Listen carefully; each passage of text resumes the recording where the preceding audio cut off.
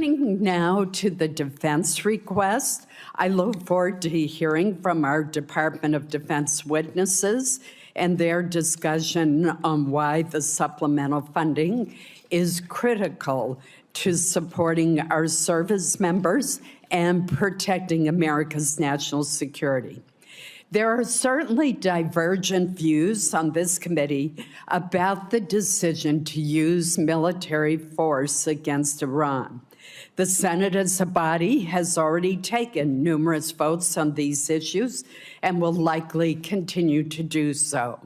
But irrespective of our differing views about the military operations, the fact remains that there are must-pay bills and urgent requirements facing the department that affect the ability of our troops to be well-trained and more broadly of the U.S. military to deter and defend against potential aggressors worldwide. I would note that some of the requirements, such as the shortfalls in munitions, have been well known to this committee for some time, and prior to the conflict with Iran, there has been bipartisan support to address these shortfalls.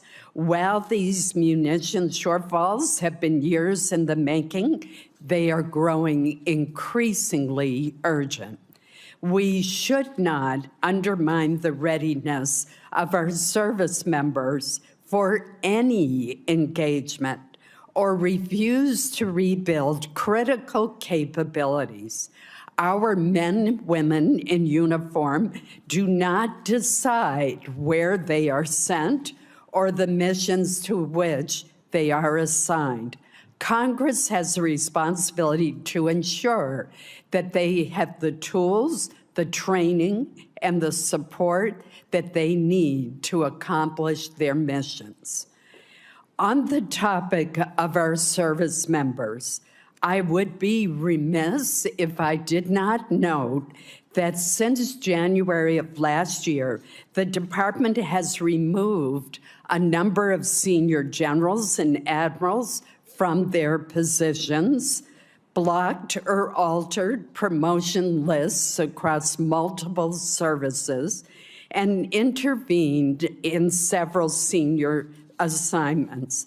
A recent New York Times story reported that about 40 senior officers were removed from promotion lists, and more than 24 generals and admirals were fired or sidelined, including Admiral Lisa Franchetti, the first woman to lead the Navy.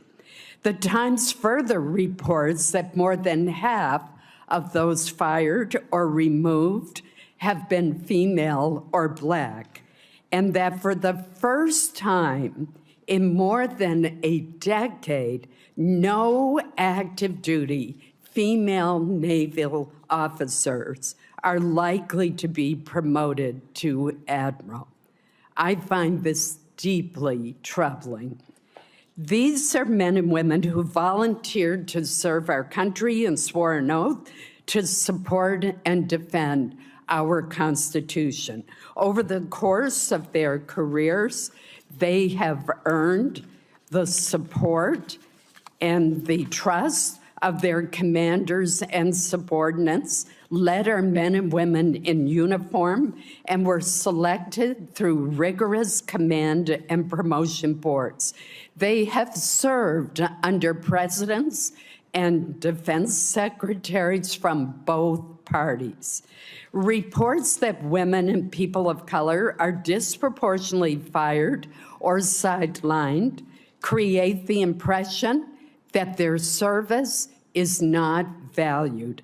This is likely to discourage well-qualified women and individuals of color from joining our armed forces, thus depriving us of their talent, dedication, and patriotism. The United States military is one of the greatest meritocracies in the free world. We need to make sure that it stays that way. I now recognize Vice President Murray for her opening statement. Thank you very much, Chair Collins, and thank you to all of our witnesses who are here today. I first, too, do want to acknowledge the loss of one of our colleagues on this dais. Like so many, I was very shocked and saddened to learn of Senator Graham's passing. We disagreed on many issues, but there was no denying the energy that Lindsay brought to this job. And whenever we could, we found common ground and managed to get something done. So I just wanted to express that my heart goes out to his family, friends, and loved ones today. Now, I want to start with a few facts. 143 days ago, President Trump started a war of his own choosing with Iran. He did not consult Congress. He did not get authorization from Congress. He did not build a coalition of allies. He did not make a case to the American people, nor did he ever win their support. 2/3 of Americans opposed the war. And the president's decision had catastrophic costs. 17 American service members have now died. And that includes 3 who tragically lost their lives over the last few days, and another is still missing. Several hundred more have been injured, including nearly 100 who've been hurt just in the last few weeks. We owe all of them and their families a debt of gratitude that we can never repay. Thousands of civilians have also been killed, and this administration will not tell the public or Congress the true financial costs of this war, but we know it is very well into the tens of billions of dollars. Tax dollars we could have spent helping people afford health care or building new housing have now been lit on fire by a president who blundered us into a disastrous war. And the cost to families' bank accounts are staggering. Economic growth has slowed to a crawl. Inflation has shot up about 50% since this war began. On average, gas cost just under $3 on February 28th. Today it is over $4 and ticking back up with the strait closed again. Americans have now paid more than $70 billion more on gas since this war began. That is over $550 more per household. Fertilizer costs skyrocketed in the middle of spring planting, crushing farmers operating on extremely thin margins and costing families more on just about everything they buy at the grocery store. The costs of this war have been astronomical. And what has it been for? What has actually been achieved? We hear a different rationale for this war every few days. It was about preempting imminent threats, which we now know did not exist. It was about regime change, then liberating the Iranian people. It was about destroying Iran's nuclear program and its Navy. And at one point, it was about taking out its ballistic missiles until the president decided that actually, and I quote, "It's a little bit unfair for them not to have some." Trump has even suggested the war is about taking Iran's oil to, quote, "make a fortune."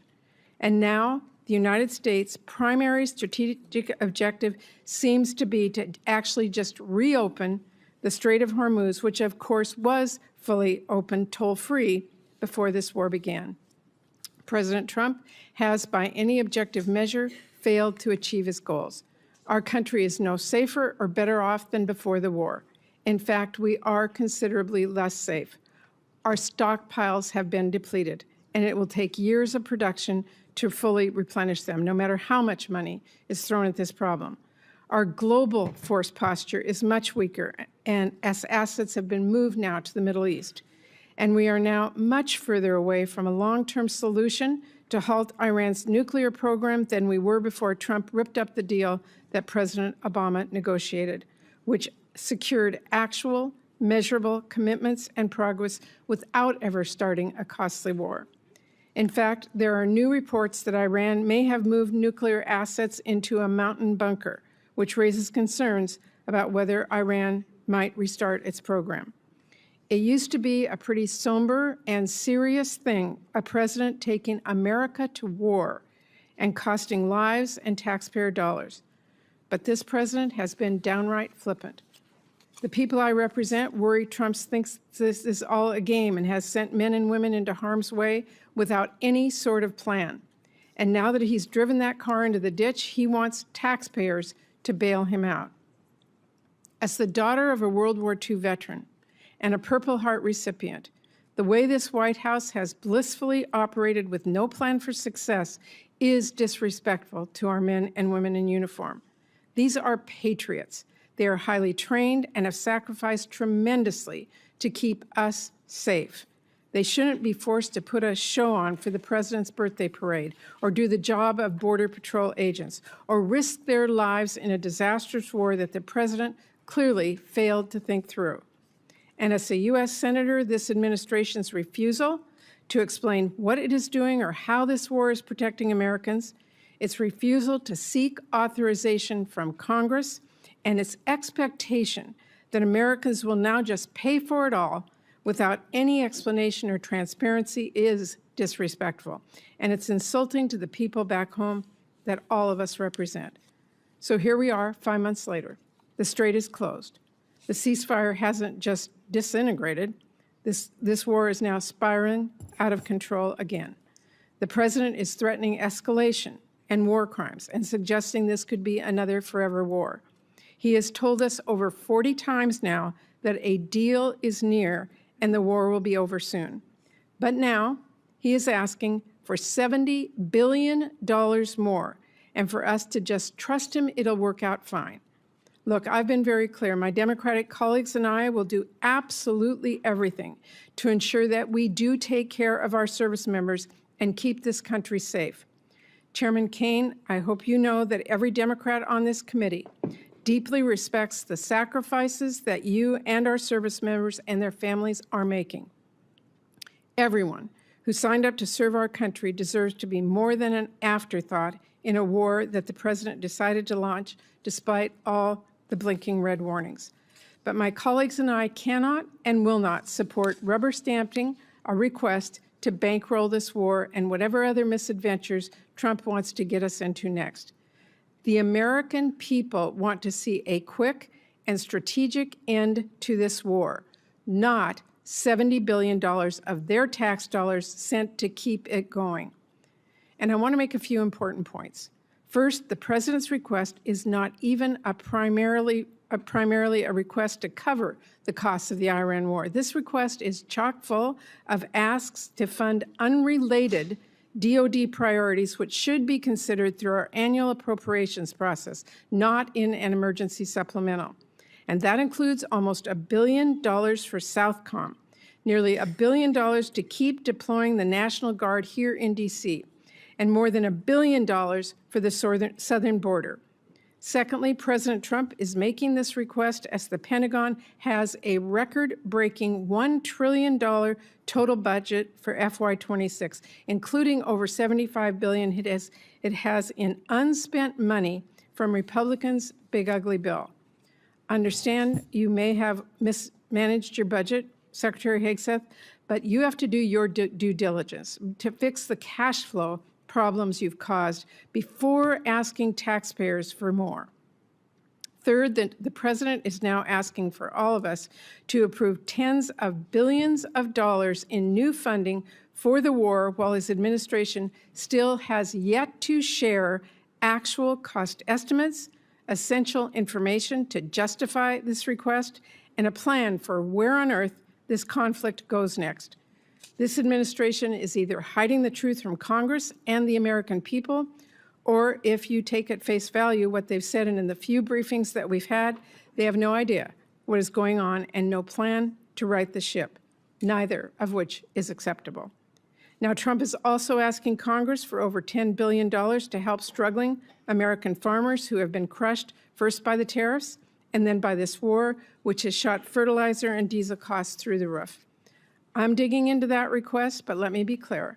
As we're looking at what farmers might need to weather Trump's storm, we must also help families put food on the table. And to do that, we should delay and ultimately reverse Republicans' deep cuts to SNAP, which have already kicked at least 1 million kids off of food assistance. Finally, Trump has also requested, and I had to read this one twice to believe, $1.3 billion in new funding for the State Department for Global Health and Humanitarian Needs. At the very same time, his administration is withholding more than twice that amount in funding that has already been signed into law and is available for the same purpose. He's also asking for authorities to make U.S. taxpayer dollars subsidize the Venezuelan oil industry and to finance the establishment of private investment funds like the one he just handed over to one of his ballroom donors. Unfortunately, Secretary Rubio is not here with us today to explain those requests, to talk about how this war forced one of the largest evacuations of our diplomatic posts ever, or to explain whether, as a national security advisor, he still thinks this war is, quote, the right decision, and whether he still, quote, believes in it strongly. So this is really a request to make taxpayers pay for the president's reckless decisions, from the Iran war to his trade wars to his global health cuts, all while doing nothing to help our families back home who are suffering because of those decisions. And that is what we should be focused on, helping people. Because as Senator Padilla and others on both sides of the aisle will tell us shortly, there are urgent domestic needs that we should be addressing instead of sending more money for Trump to drop bombs overseas. Priorities like disaster relief for our communities that have been ravaged by the unthinkable, or taking action to lower families' costs. You know what's a crisis right now? The fact that there are families I hear from back home who are working full-time and still being forced to decide whether to skip meals so they finally can buy their kids a pair of shoes. You know what's a crisis? The fact that hospitals are shutting down and kids are going hungry because of Republicans' cuts. Instead of bankrolling the president's war or sending ICE $70 billion, my colleagues on the other side of the aisle could work with us to quadruple our investments to cure cancer or help families afford childcare or help them afford to cool their homes. Those are policy choices. And Republican leadership has chosen to focus on funding war and ICE endlessly without a single cent for our American families. So let me close with this. This president says we can't afford health care. We can't afford childcare. We can't afford housing. But somehow we can always afford another war. No price tag on that. Families in Washington State are skipping doctor's visits so they can afford groceries. Trump wants Congress to cut him a blank check for a war that no one supports. The American people entrust us to spend their taxpayer dollars strategically and thoughtfully. This is a huge responsibility, so let me be clear. I'm ready to work with my colleagues in a bipartisan way, as always, to address the needs of our nation and the American people. But I hope we can have real conversations about why there seems to always be money for Trump's wars, but never money for the families back home who are desperate for a little relief. So I look forward to today's discussion. Thank you. I will now introduce our first panel of witnesses. Today, we're going to be hearing first from our colleagues, Senator Mike Rounds of South Dakota, Senator Ted Budd of North Carolina, and Senator Alex Padilla of California. I welcome all of you, and Senator Rounds will begin with you first. Chair Collins, Vice Chair Murray, and members of the committee, thank you for the opportunity to highlight why food security and national security go hand in hand.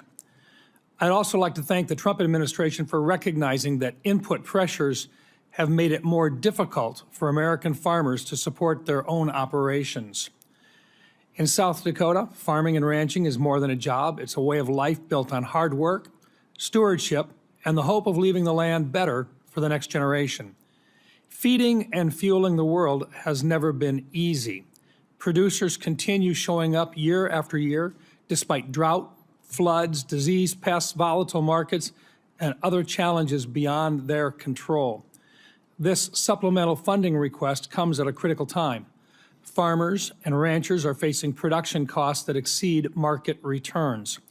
Higher fertilizer, diesel fuel, seed, equipment, and crop protection costs, coupled with retaliatory trade practices and continued market uncertainty, have put enormous financial pressure on producers. Specifically, the projected loss per acre across the country in 2026 for corn is $131. For cotton, $342. For wheat, $114, and for soybeans, $80. While we work to strengthen America's ability to produce more of what we need here at home and reduce reliance on foreign supply chains, Congress should provide stability so producers can remain in business and continue producing the best food and fuel in the world. Today's threats extend well beyond weather and markets. Foreign adversaries, cyber threats, industry consolidation, arbitrary standards, and unfair trade practices impact farmers' ability to produce food, fiber, and fuel.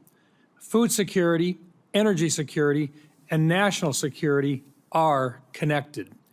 We also have an opportunity to strengthen both agriculture and energy security by permanently authorizing voluntary access to nationwide year-round sales of E15. Giving consumers the option to choose a higher ethanol blend would increase domestic fuel production, expand markets for corn growers, reduce reliance on foreign energy sources, and provide families with lower cost options at the pump. Given the significant defense investments included in this supplemental, I also want to emphasize the importance of fully funding our national defense. We are living in one of the most complex and lethal threat environments since the Second World War, and the brave men and women who volunteer to defend this country deserve the leadership, training, and equipment, along with resources necessary to maintain America's military advantage. Protecting America's food supply, energy supply, and national defense are not separate priorities. They reinforce one another. This supplemental provides needed assistance to help farm and ranch families endure today's economic challenges, while Congress and the administration continue advancing long-term policies that strengthen American agriculture.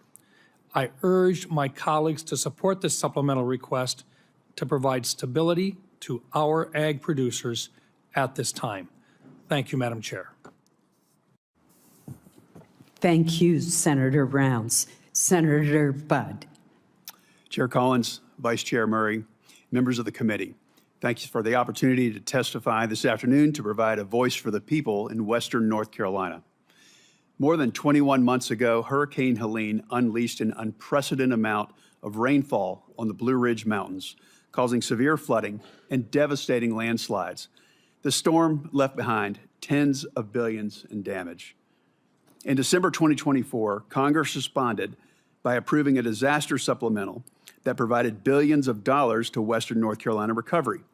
Additionally, North Carolina's state government stepped up by committing roughly $2.4 billion in state appropriations and redirecting more than $2 billion from state agencies for reconstruction. But the Blue Ridge Mountains' challenging terrain has made it uniquely difficult for federal programs to operate, resulting in delays and inefficiencies. And there's still work to be done.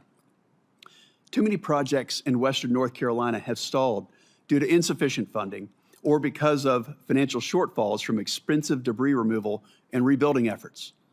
I greatly appreciate that President Trump and Secretary Mullen have empowered FEMA to more rapidly reimburse the state and local governments for public assistance projects. However, FEMA is only one part of the equation. The Environmental Protection Agency, Department of Housing and Urban Development, and other federal agencies play a key role in disaster recovery. And much of the existing disaster funding for those agencies has already largely been allocated.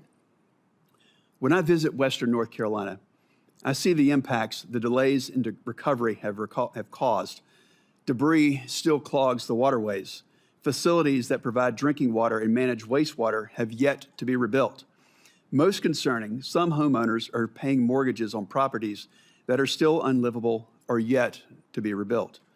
Towns have been forced to embrace expensive short-term stopgap solutions just to carry out their most basic functions for their residents.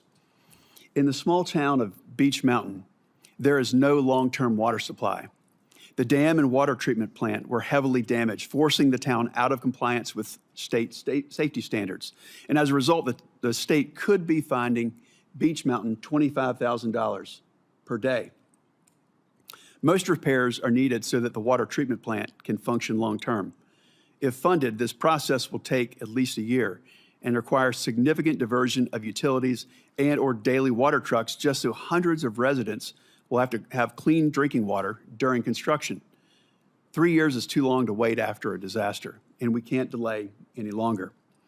Tourism, the lifeblood of much of Western North Carolina, has begun to rebound, but there's still far too many areas that are unable to accommodate the travelers they once welcomed. But I want to highlight a few examples of success stories to show how ample funding for the last disaster supplemental, paired with exceptional planning and project execution, made an immediate impact on our mountain communities.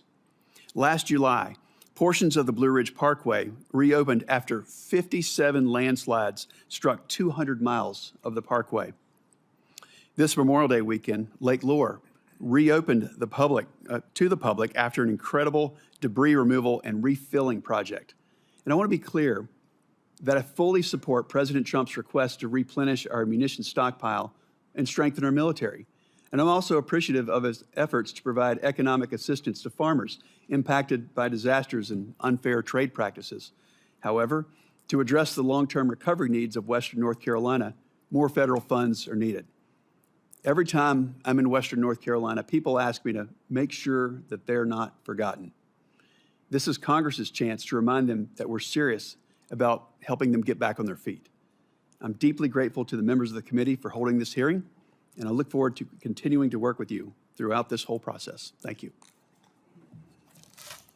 Thank you, Senator Budd. Senator Padilla. Thank you, Madam Chair, Vice Chair Murray, members of the committee. Appreciate the opportunity to testify on behalf of the people of California, and especially the survivors of last year's devastating fires in Los Angeles County. And I want to acknowledge that some of them are here in the audience today advocating for relief, and I'm proud to work alongside them. As many of you recall, 18 months ago, 60,000 acres across Southern California burned. That's roughly 3.5 times the size of Manhattan. Over 16,000 homes, businesses, schools, and other structures were destroyed. And most devastatingly, 31 Californians lost their lives. To respond, more than 7,500 firefighters worked literally around the clock for more than 3 weeks to extinguish the fires. And those firefighters weren't just from California. Many came from our neighboring states of Oregon, Washington, Arizona, some as far away as Utah, Texas, and Montana. Colleagues, because as Americans, that's what we do. We help each other. We don't condition our response based on who a community voted for in the last election. When Americans need help, we help. Now, walking around the Palisades and the Altadena communities during the fires and after the fires, you couldn't help but be moved by the scale of the devastation, the images of nothing standing but a chimney amongst a pile of ash. Cars literally melted into the streets or the drivers where they had been parked. In the wake of disasters like this, Congress has historically come together on a bipartisan basis to provide aid and long-term recovery funding to help communities recover and rebuild, regardless of whether the disaster was in a state represented by Republicans or Democrats. But instead of following that historical practice, this administration has left California waiting for more than 1.5 years, while asking Congress to fund hundreds of billions of dollars for other purposes. I want to be crystal clear. No disaster-impacted community, regardless of where it is located, should ever be held hostage or treated as a bargaining chip for other political priorities. Californians in Altadena and the Palisades have now waited more than 18 months. Yet long-term recovery funding is still absent from even the administration's request. Instead, it asks taxpayers to spend hundreds of billions of dollars more on a war that Congress has never authorized, a war that's raising gas prices, worsening supply chains, making our country less safe, and for which 17 service members have already paid the ultimate sacrifice, with many more seriously injured. Now, we know this committee can't address disaster relief without tying it to a laundry list of unrelated priorities because it's done so many times before, including as recently as December 2024, when the committee on a bipartisan basis passed more than $100 billion of relief. There's no reason we can't do it again. Colleagues, we must reject the premise that it is okay to keep survivors waiting for help because the president, any president, decides they need something else from Congress to get it. To that end, I do want to thank my colleagues, Senators Tillis, Schiff, and Curtis, for joining me in sending a bipartisan letter to the committee just yesterday, supporting long-term disaster recovery funding. Madam Chair, I'd like to enter this letter into the record at this time. Thank you, Senator Padilla. I'm not What? I just want to enter the letter to the record. Without objection, Thank you. it will be. And I'll be wrapping up soon here. I also want to reiterate what I said earlier, that we know the next disaster is coming. Anyone who stepped outside of Washington this last weekend or across at least a dozen states saw and breathed the very impact of wildfires. And it may be Canada now, but it's going to be one of our states next. As of last week, the federal government has already spent over $3.3 billion in wildfire suppression this fiscal year, even though the peak of fire season is August and September. That's still ahead of us. That should concern the committee. We cannot allow wildfire suppression funding to run out before the end of the fiscal year. So in addition to the long-term disaster recovery funding, I urge the committee to examine the need for emergency suppression funds as well. And I would note that the Fire Fix, which has provided a steady resource for fighting wildfires, will expire in fiscal year 2027. Congress needs to extend and increase that funding to ensure firefighters have all the resources they need to respond to the ever-growing threat of wildfires. I'll close by reiterating what I said at the outset. Disasters do not distinguish between red states and blue states. And when it comes to disaster aid, neither should Congress. So thank you again for holding this hearing and allowing me to be a voice for my constituents and for disaster survivors across the country. I look forward to working with this committee to ensure that everyone has the resources and support that they need to recover and rebuild, regardless of which state they call home. Thank you very much. I appreciate the testimony of the entire panel as we consider the supplemental submitted by the administration. Your testimony is very helpful to us. Thank you. I will now ask that our second panel of witnesses come forward.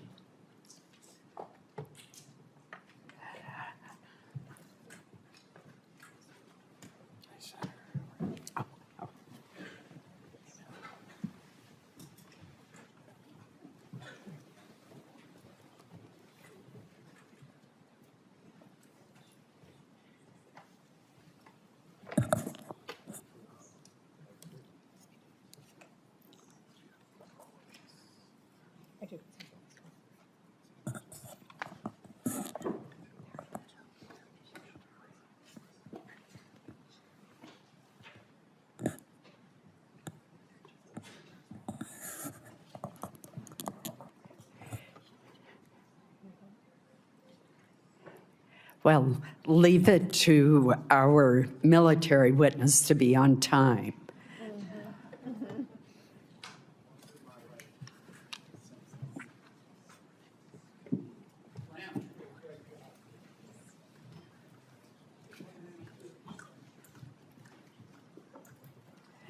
While we are waiting for our second panel to be seated, let me introduce them. We are joined today by the Secretary of War, Pete Hegseth, the Secretary of Agriculture, Brooke Rollins, and the Chairman of the Joint Chiefs of Staff, General Dan Caine. These administration officials represent the largest components of the administration's request, and we welcome them to the committee today. Secretary Hegseth, we will begin with your testimony. Please proceed. Well, Chair Collins, Vice Chair Murray, members of the Senate Committee on Appropriations, thank you for the opportunity to testify on President Trump's supplemental funding request for the Department of War. As you know, we live in a dangerous world that requires bold and swift action. Hence, this supplemental request for fiscal year 2026.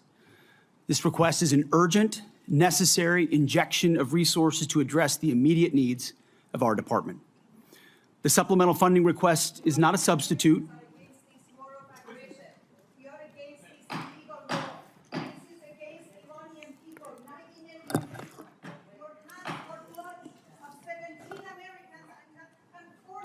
The witness will suspend until order is restored in the committee room.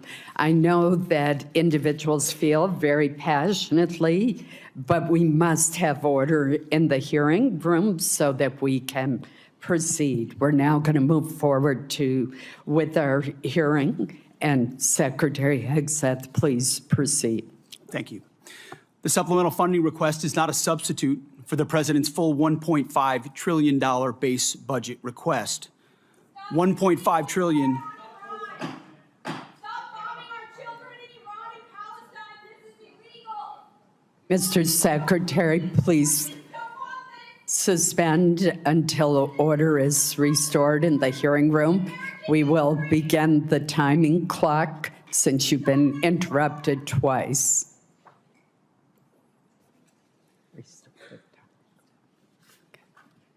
Thank you. Please proceed. $1.5 trillion is what the President seeks and what we need to defend the country. The members of this committee understand better than most that long-term strategic dominance cannot be funded through one-off supplementals.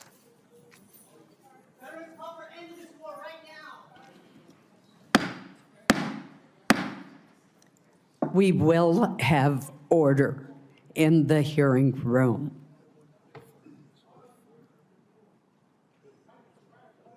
Mr. Secretary, please proceed. Collectively, the budget proposals submitted under President Trump follow a simple logic.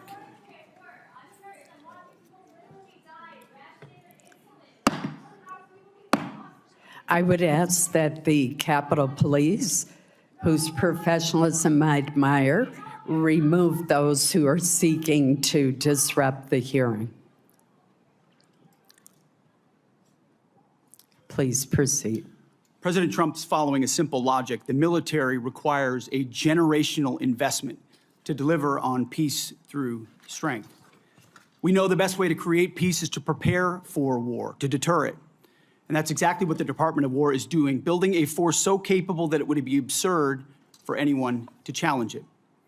As the direct result of neglected priorities and gross negligence that ignored threats left over from the previous administration, President Trump inherited a set of global and domestic crises, deferred maintenance almost across the board. Instead of steering the ship through gathering storms, former leaders let our military languish through social experiments and globalist appeasement, sheer weakness. Under President Trump, we have built a different type of department. The Pentagon is no longer run by bureaucrats. Instead, it's led by combat-tested veterans and world-class business leaders who are running the department like a business, and tech titans who are bringing lethal innovation to the battlefield. We're also at a different moment, and we cannot afford inaction. If we don't make critical investments right now in tech, in compute, in AI, in autonomy, in space, our adversaries who are already making these types of investments could outpace us. Without these funds, we face critical shortfalls that threaten our ability to also simply pay our service members, rapidly replenish equipment and munitions, and sustain vital operations without disruption. This supplemental request serves two purposes: sustain our military readiness to meet this year's new demands, and accelerate critical capabilities to replace and augment those we have used in contingencies. But make no mistake, this is not a one-for-one replacement. We are upgrading and we are modernizing across the force.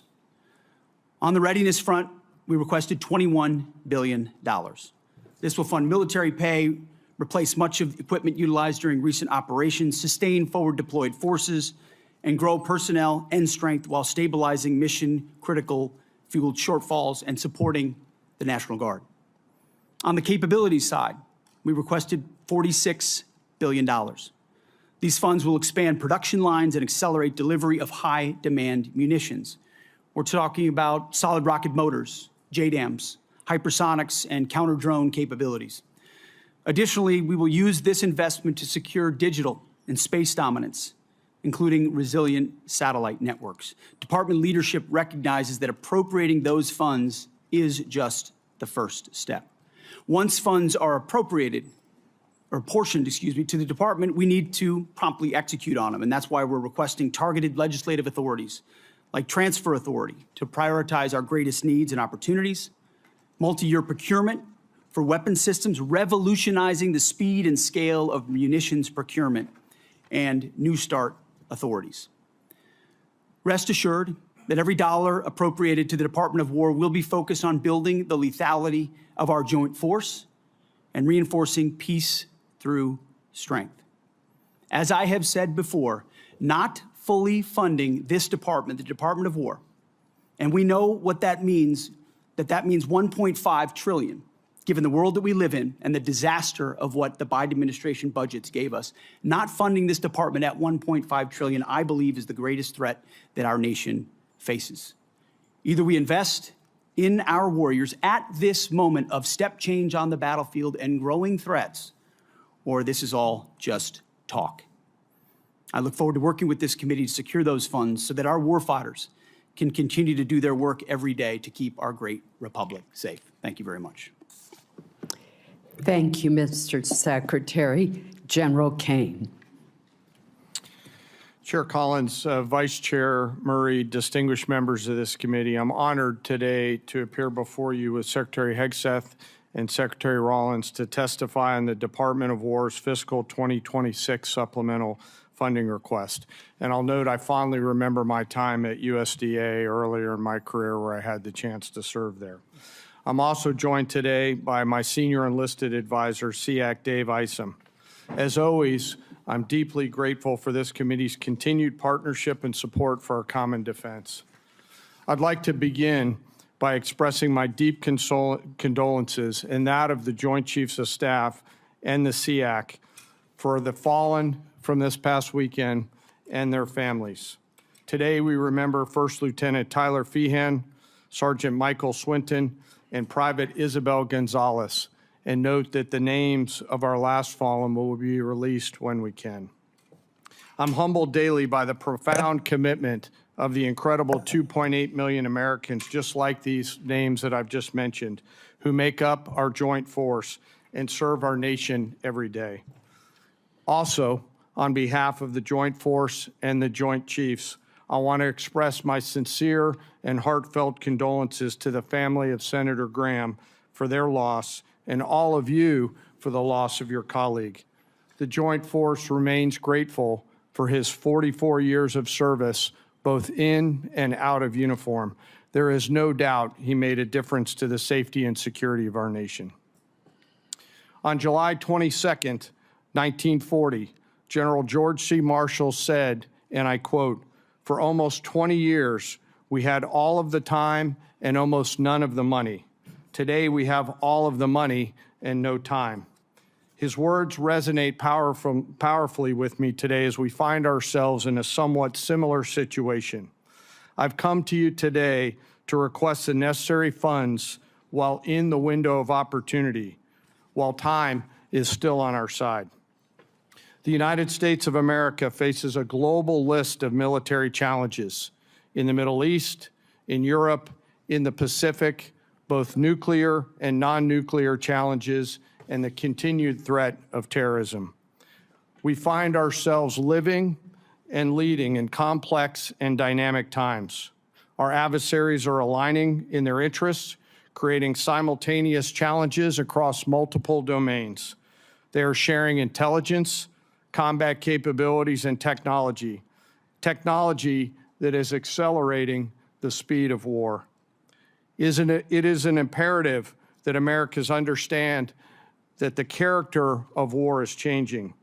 Advances in technology are fundamentally and irreversibly changing the way we fight, which necessitates capital to properly arm America's military. Rapid advancements in AI, autonomous systems, deliver critical technological advantages to our national defense and simultaneously introduce unprecedented strategic vulnerabilities and uncertainty across the world, to include right here at home. The low barrier to entry created by affordable, ubiquitous, unmanned systems means our adversaries, rogue actors, state and non-state actors, and violent extremists have access to disruptive and potentially lethal technologies at scale. We've seen this in Ukraine, and we must adopt elements of this fight for our future fights. Conflict is never confined neatly to the land, sea, or air domains.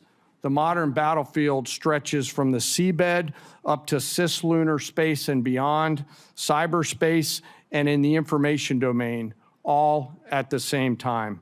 Our nation must be prepared to fight and win across all of them, all the time, all at once. In addition, the light speed at which information travels now has compressed our leaders' decision space, taking what was once days or weeks in World War II down to milliseconds. Your joint force must be ready because the United States military is America's greatest insurance policy. And I acknowledge all of us find it difficult at times to pay for insurance before we need it. But we must have insurance before the storm comes. The Armed Forces of the United States of America serves as our nation's ultimate safeguard and our insurance policy to preserve, protect, and defend our national interests, security, and prosperity. To uphold this responsibility, we require predictable and consistent funding.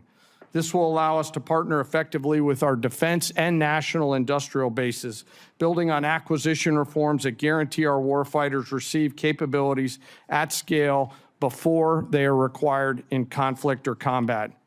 I'm struck by this season of American history we find ourselves in, and I continue to ask myself, if not now, then when? And if not us in this room and the rest of the Congress and the nation, then who? I acknowledge the environment we all serve in, but always remember that we are all Americans with deep and abiding love of our nation and our military service members and their families. I've come today to ask for your help and your support. America's armed forces need $1.5 trillion to meet the military challenges of the future. This supplemental is a part of that, and to be allowed to use this capital to pay for military personnel, operations and maintenance expenses, and accelerate investments on critical technologies, as the Secretary just mentioned. It is critical that we stay ahead of our adversaries, and we must have the funds before we're out of time. In closing, I ask all of us to remember our deployed service members around the world right now, especially our Army teammates who remain deployed after losing their friends and teammates this past weekend. And I again ask all of us here in the Senate and across the American people to never forget our fallen and their families, who continue to show us what courage, tenacity, grit, and commitment to the nation looks like. Thank you very much, and I look forward to your questions. Thank you, General. Secretary Rollins.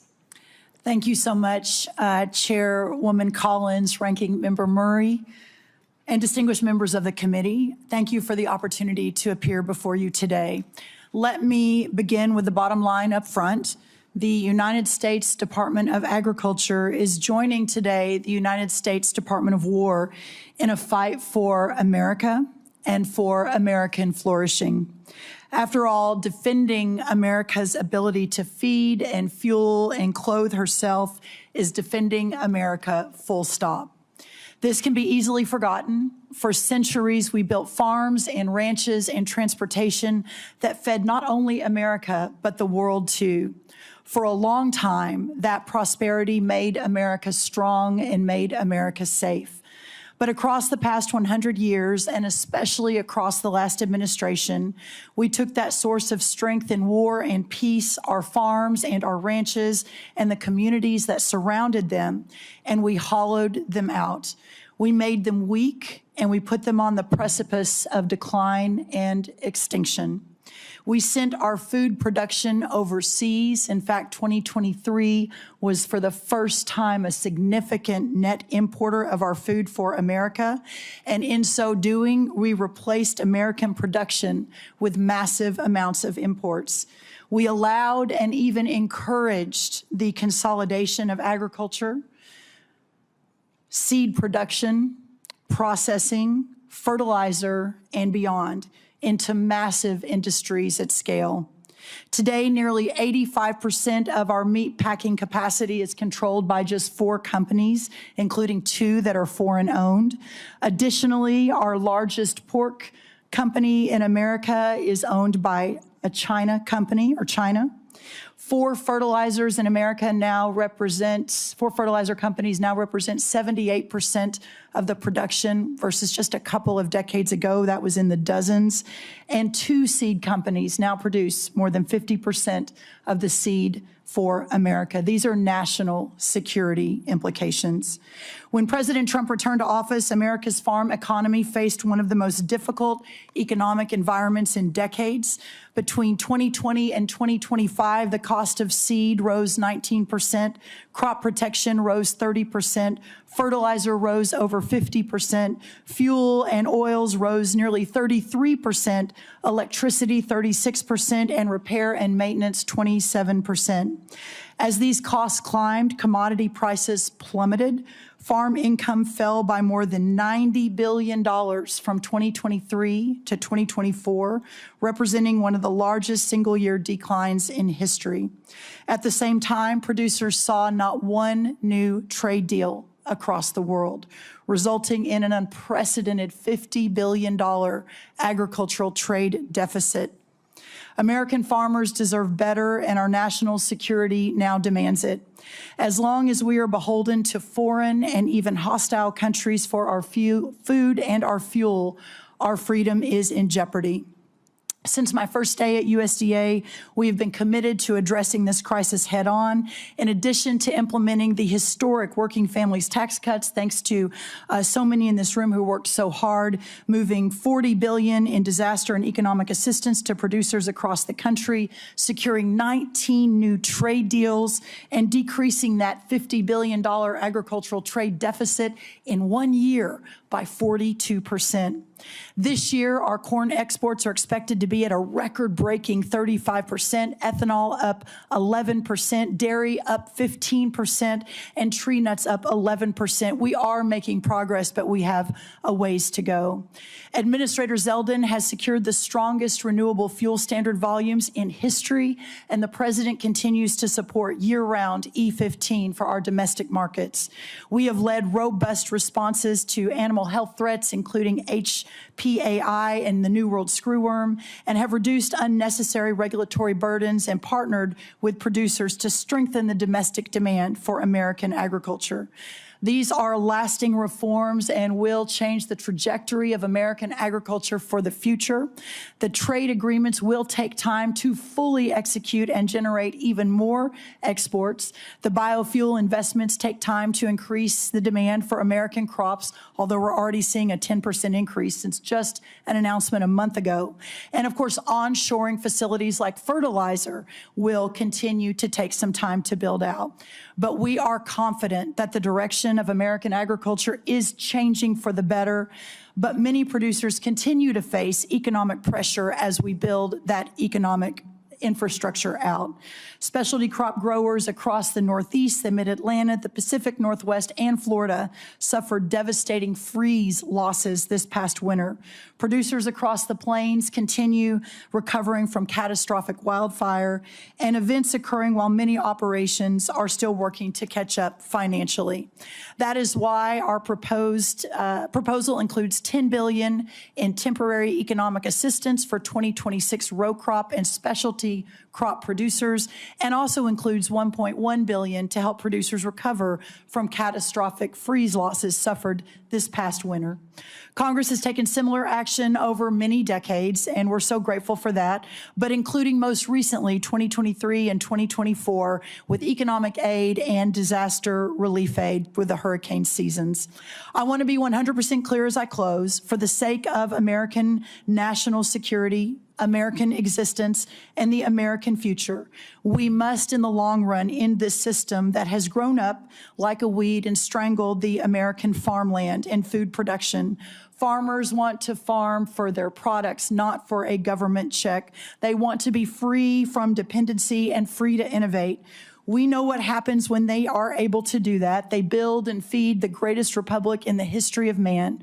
But when they aren't, well, we know the danger that we are in today. But that's why this supplemental is so important. It provides a bridge and extends a hand to Americans who need it. It buys the nation the security that we need, and it buys us time to deconstruct and then reconstruct a new system, putting our farmers and ranchers first, and to restore the system that originally made America great. For our farmers, the defense of American freedom continues. They only ask to be free to fight. Thank you so much. Thank you for your testimony. We will now begin with questions for our witnesses. As you can see, we have a very full attendance of committee members today, so I would ask that all of our colleagues to please keep track of the clock and stay within the allotted 5-minute question time. With that, let me begin. Secretary Hegseth, General Caine. Members on both sides of the aisle have questions about the authorization strategy, objectives, and conduct of operations in the Middle East. Regardless of our differing views, the fact remains that there are must-pay bills and urgent requirements facing the department that affect the ability of our military to deter and defend against potential aggression worldwide. Portions of the supplemental request go toward paying these bills and are necessary to restore readiness, repair, or replace battle damage to aircraft, ships, or bases, and address urgent munitions challenges. I understand and am told that some military services face near-term solvency challenges. What will be the impact on our troops if additional funding is not provided? Are there military exercises, for example, that are at risk of cancellation? What message will we be sending to the world? Secretary Hegseth, either you or Senator or General Caine. Chairwoman, I very much appreciate that question, and it's because it's connected to the real-world realities of this budget cycle. There is training right now and training in the future that would have to be curtailed if we do not get our budget needs met and met urgently. And yes, some of that has to do with the current budget cycle and how things come together. But we are a department that for 4 years met funding shortfalls under the previous administration. It was not a priority to fund the Department of Defense under Joe Biden. It also took the munitions and a lot of there were 5 supplementals out of this committee that took munitions one for one and sent them to Ukraine and had tried to replace them with the same bureaucratic process that was too slow and didn't replace them in real time. And then there were threats that were ignored around the world. So you're looking at a lot of negligence and a lot of deferred maintenance that this department is having to catch up on. And so that's why I call this a generational investment. It truly is. This is $1.5 trillion budget with this supplemental being part of it is how we catch up and get ahead. And ensure in the process we're putting soldiers and sailors and airmen first, Marines first, Guardians, that their pay increases, that the end strength increases that have gone up because recruiting is at historic levels are fully funded. So rather than trying to play catch up and make sure we're not losing training, we should be ahead of that curve. And that's where we think $1.5 trillion can get us. Thank you. Senator Caine, Senator, I keep calling you Senator, General Caine, I'm going to ask you to respond for the record because in my remaining time, I do want to ask Secretary Rollins a question.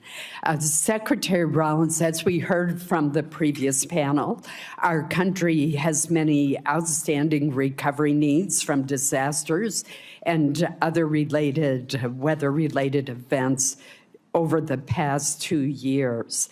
As this chart shows, and this is a chart from your department, many have unmet weather-related agricultural losses. In Maine, many of our producers are struggling amid a combination of market volatility and disaster conditions last year, which included excessive rainfall in the spring, followed by a severe drought. They need relief.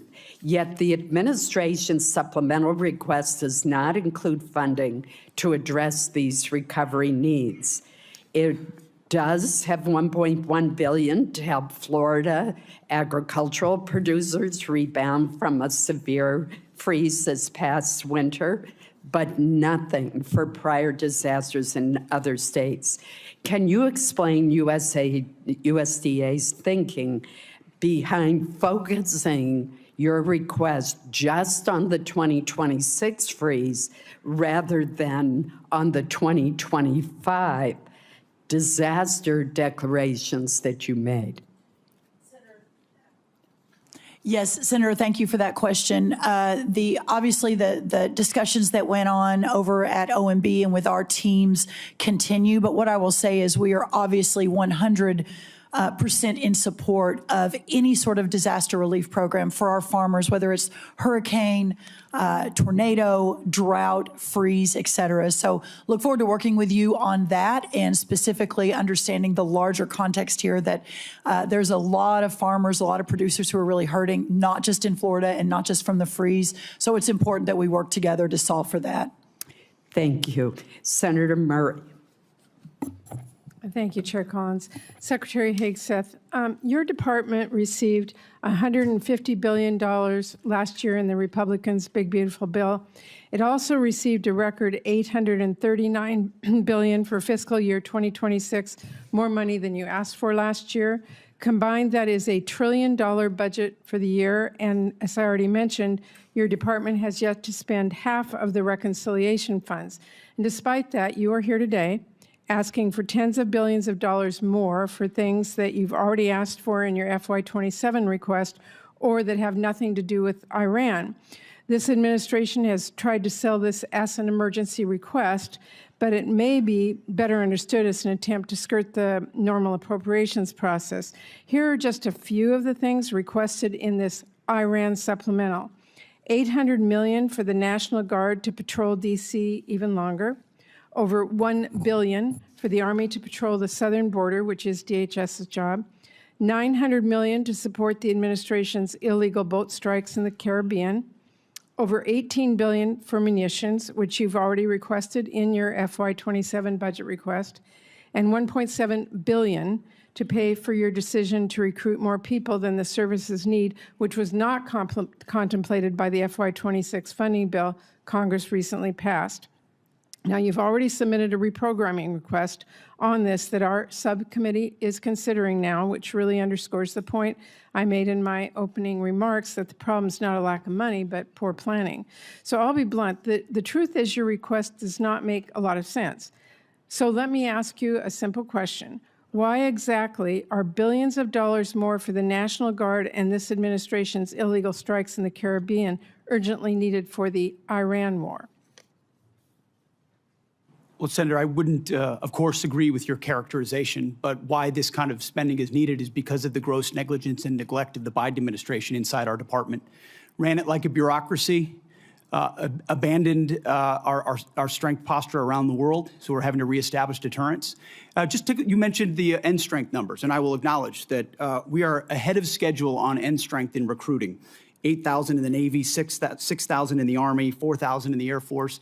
because under President Trump, there's been record and historic over 30-year recruiting records inside our department since he won the election, because the American people didn't want to sign up for what Joe Biden was providing our military. Let me and be they blunt. want to sign up for what President Trump is doing in his leadership. And so those are good problems to have that we need to fund, and a reflection of momentum. And this budget will allow us to continue the kind of momentum that gets us ahead. My point is that a lot of this request does not feel like an emergency. And let me move on.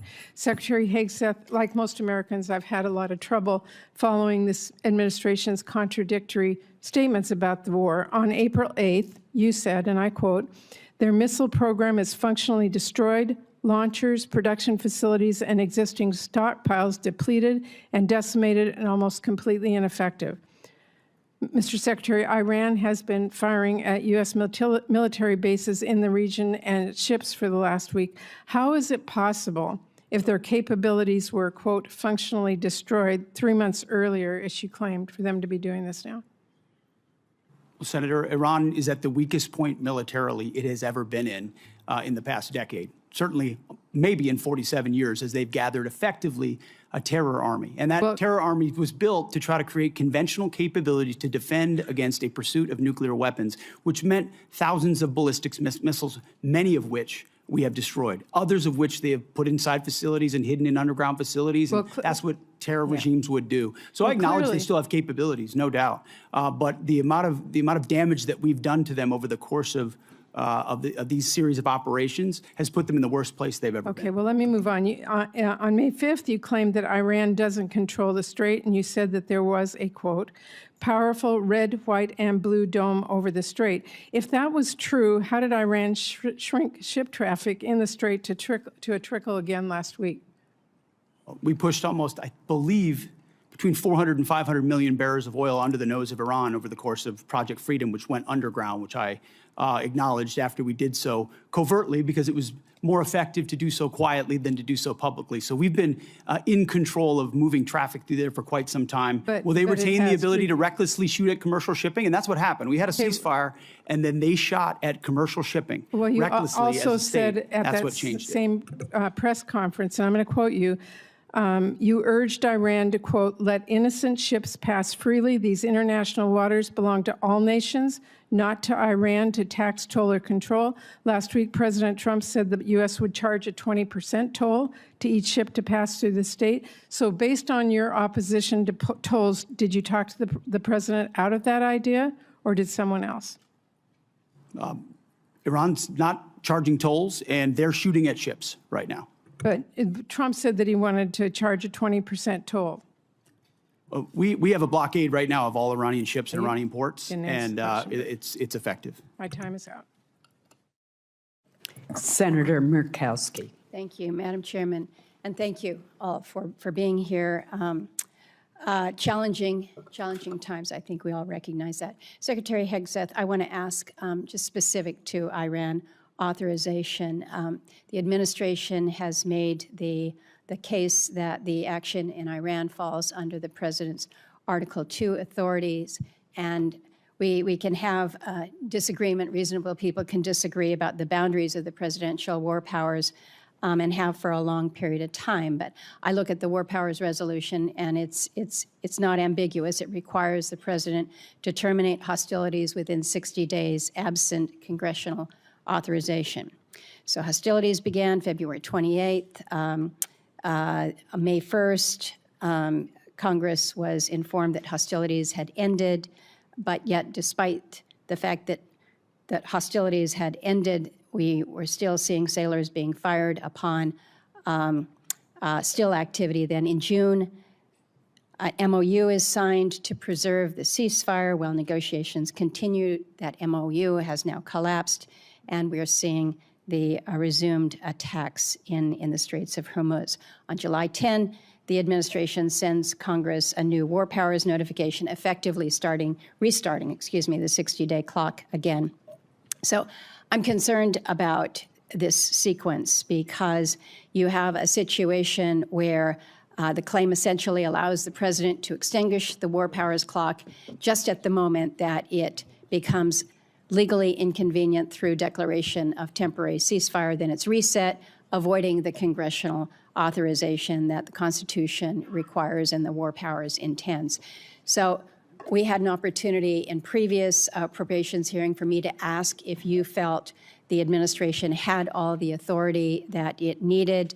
You indicated at that time that no, additional authority was not needed. Are you still, is the administration still taking that position about needing no authorization from Congress at this time? Senator, I know there's a long-standing legal debate on this particular topic, but we certainly as a department share the position of the White House that we have all the authorities necessary at this moment. So let me just kind of do a follow-on.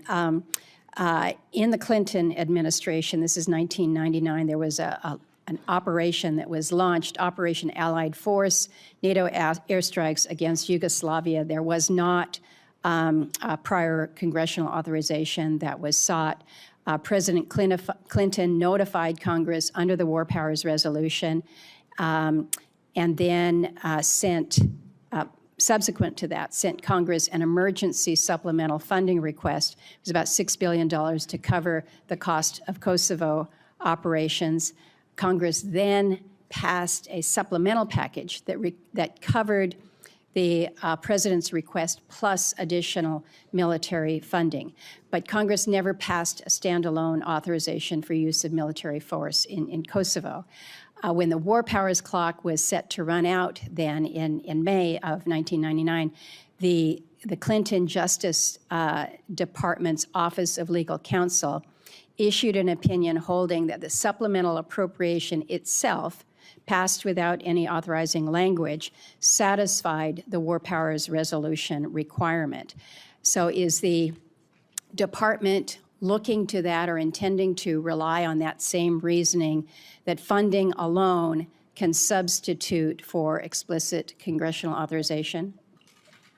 Senator, I would have to defer to our legal department, and we'll get back to you with our views on that. But as of right now, we think standalone Article 2 authorities exist for us to conduct this operation on behalf of the defense of the American people, that the president has those authorities, and seeking this funding is important in pursuit of that and our $1.5 trillion budget. But I wouldn't connect the two without consulting with our legal folks first. In my remaining time, let me turn to you, Secretary Rollins. I appreciate that you have acknowledged that fishermen are farmers of the sea.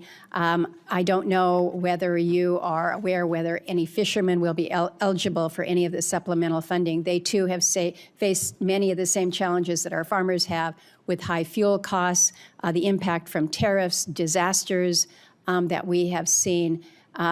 In the 15 seconds remaining, any help for our fishermen?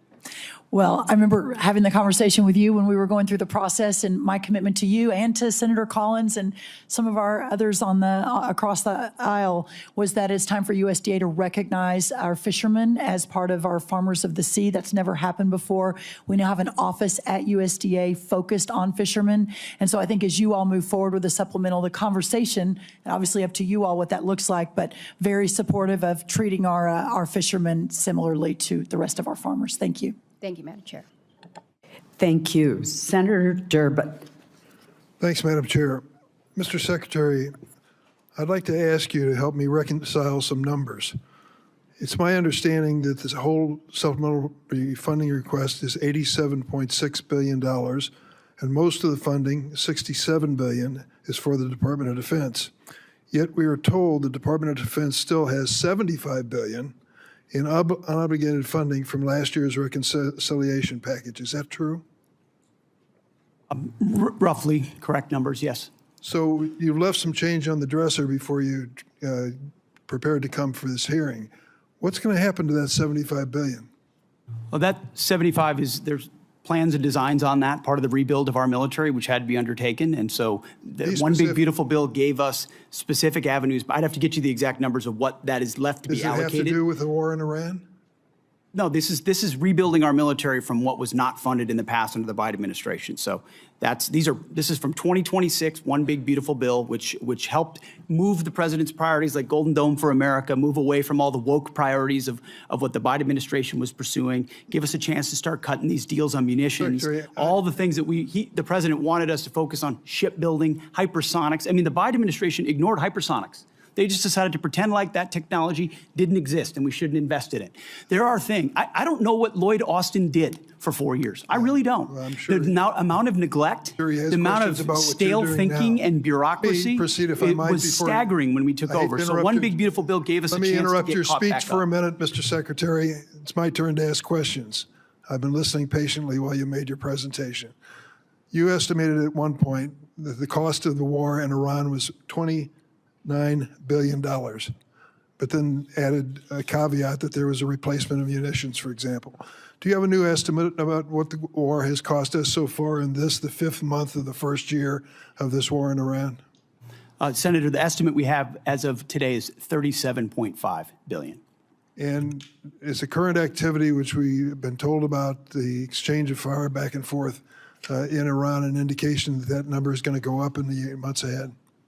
Some of that number captures additional O&M, mill pay, and other that would be anticipated through the fiscal year. So some of that anticipates what costs would be going out in the future as well. So the new number you've given me is what? $37.5 billion, Senator. And that represents the cost of the war through what period of time? Through now for certain aspects of it, but also mill pay, O&M, other anticipated costs through September 30th, Senator. General Caine, let me ask you a question. I joined a group of senators, some are here, Senator Rounds, Senator Coons, Senator Shaheen, and met with President Zelensky in Turkey during the NATO summit.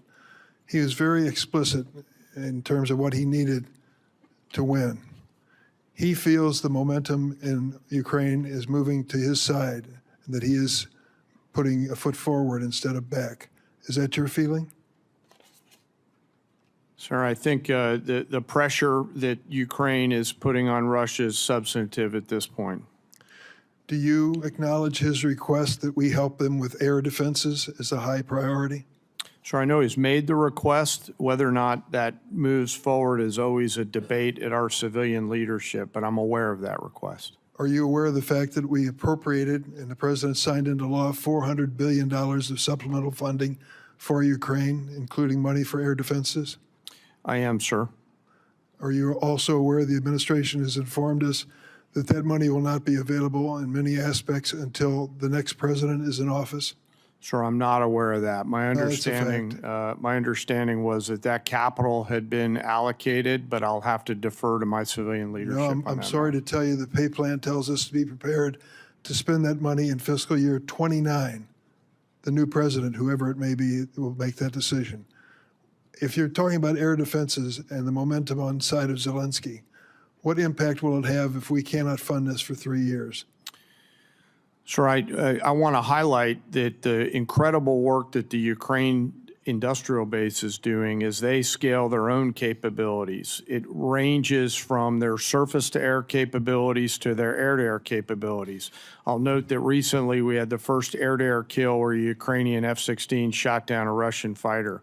So I think their ability to scale their layered defense has come along a long way over the past couple years with the help and assistance of many. General, thank you for your service to the country, and I'm sorry for our losses.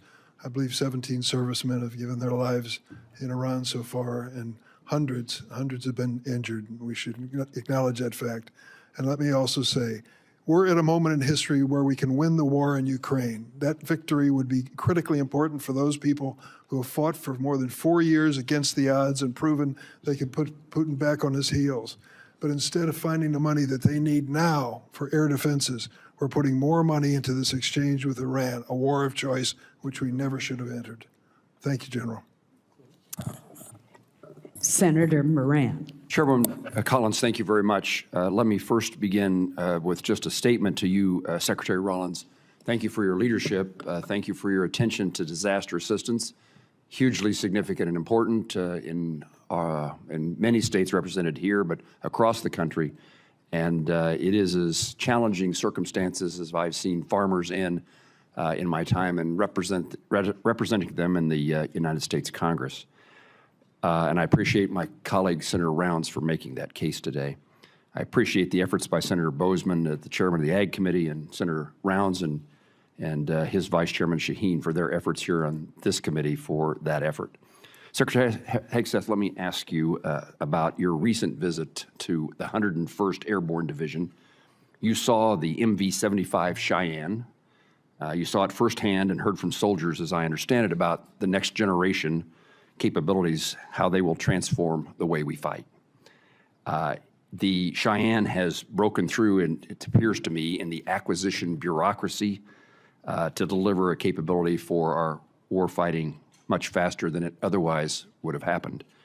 As you look across acquisition, I mean, we're here talking about appropriations, but the ultimate success we'll have in defending our country is putting that money to work as quickly as possible. So as you look at acquisition, what would you tell me we learned from the Cheyenne? Is it a model how the department can, it intends to field the next generation of capacity going forward?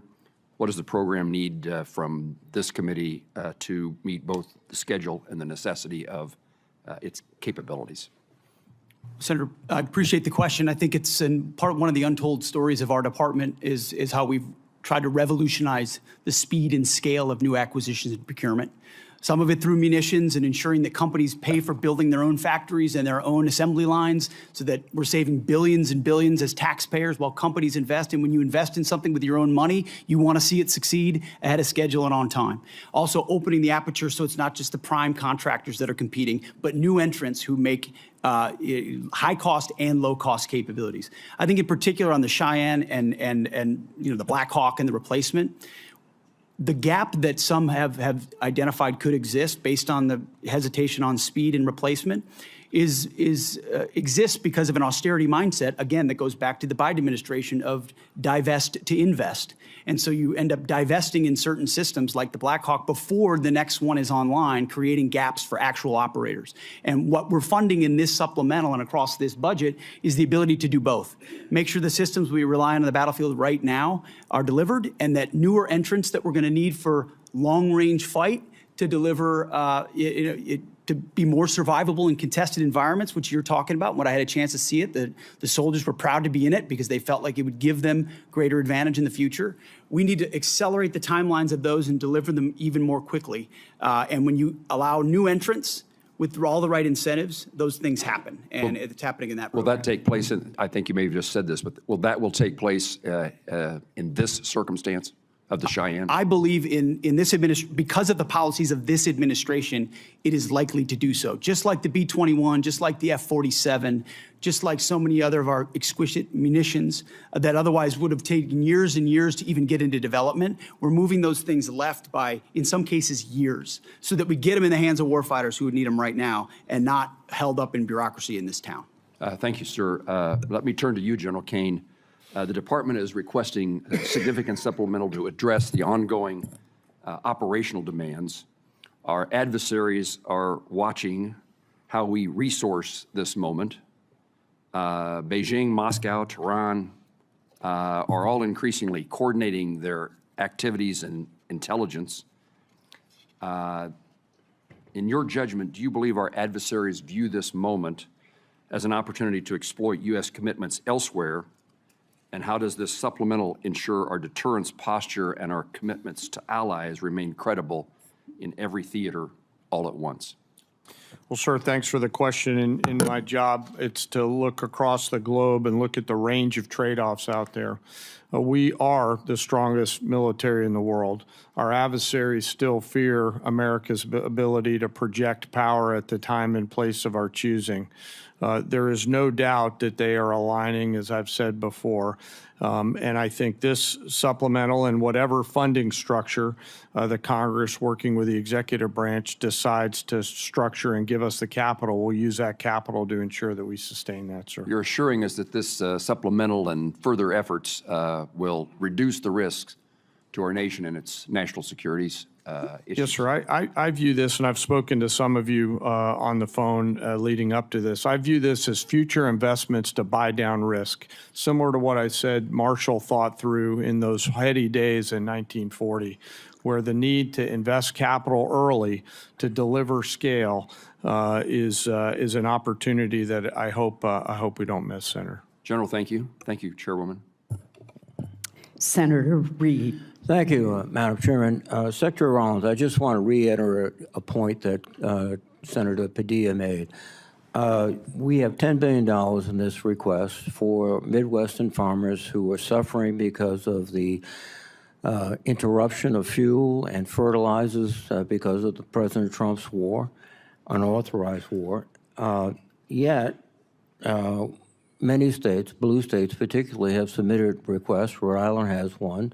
February, we had the worst snowstorm in our recent history, and we've been denied by the president. In fact, if you look at the numbers, 20% of blue states seem to get approved, and about 80% of red states.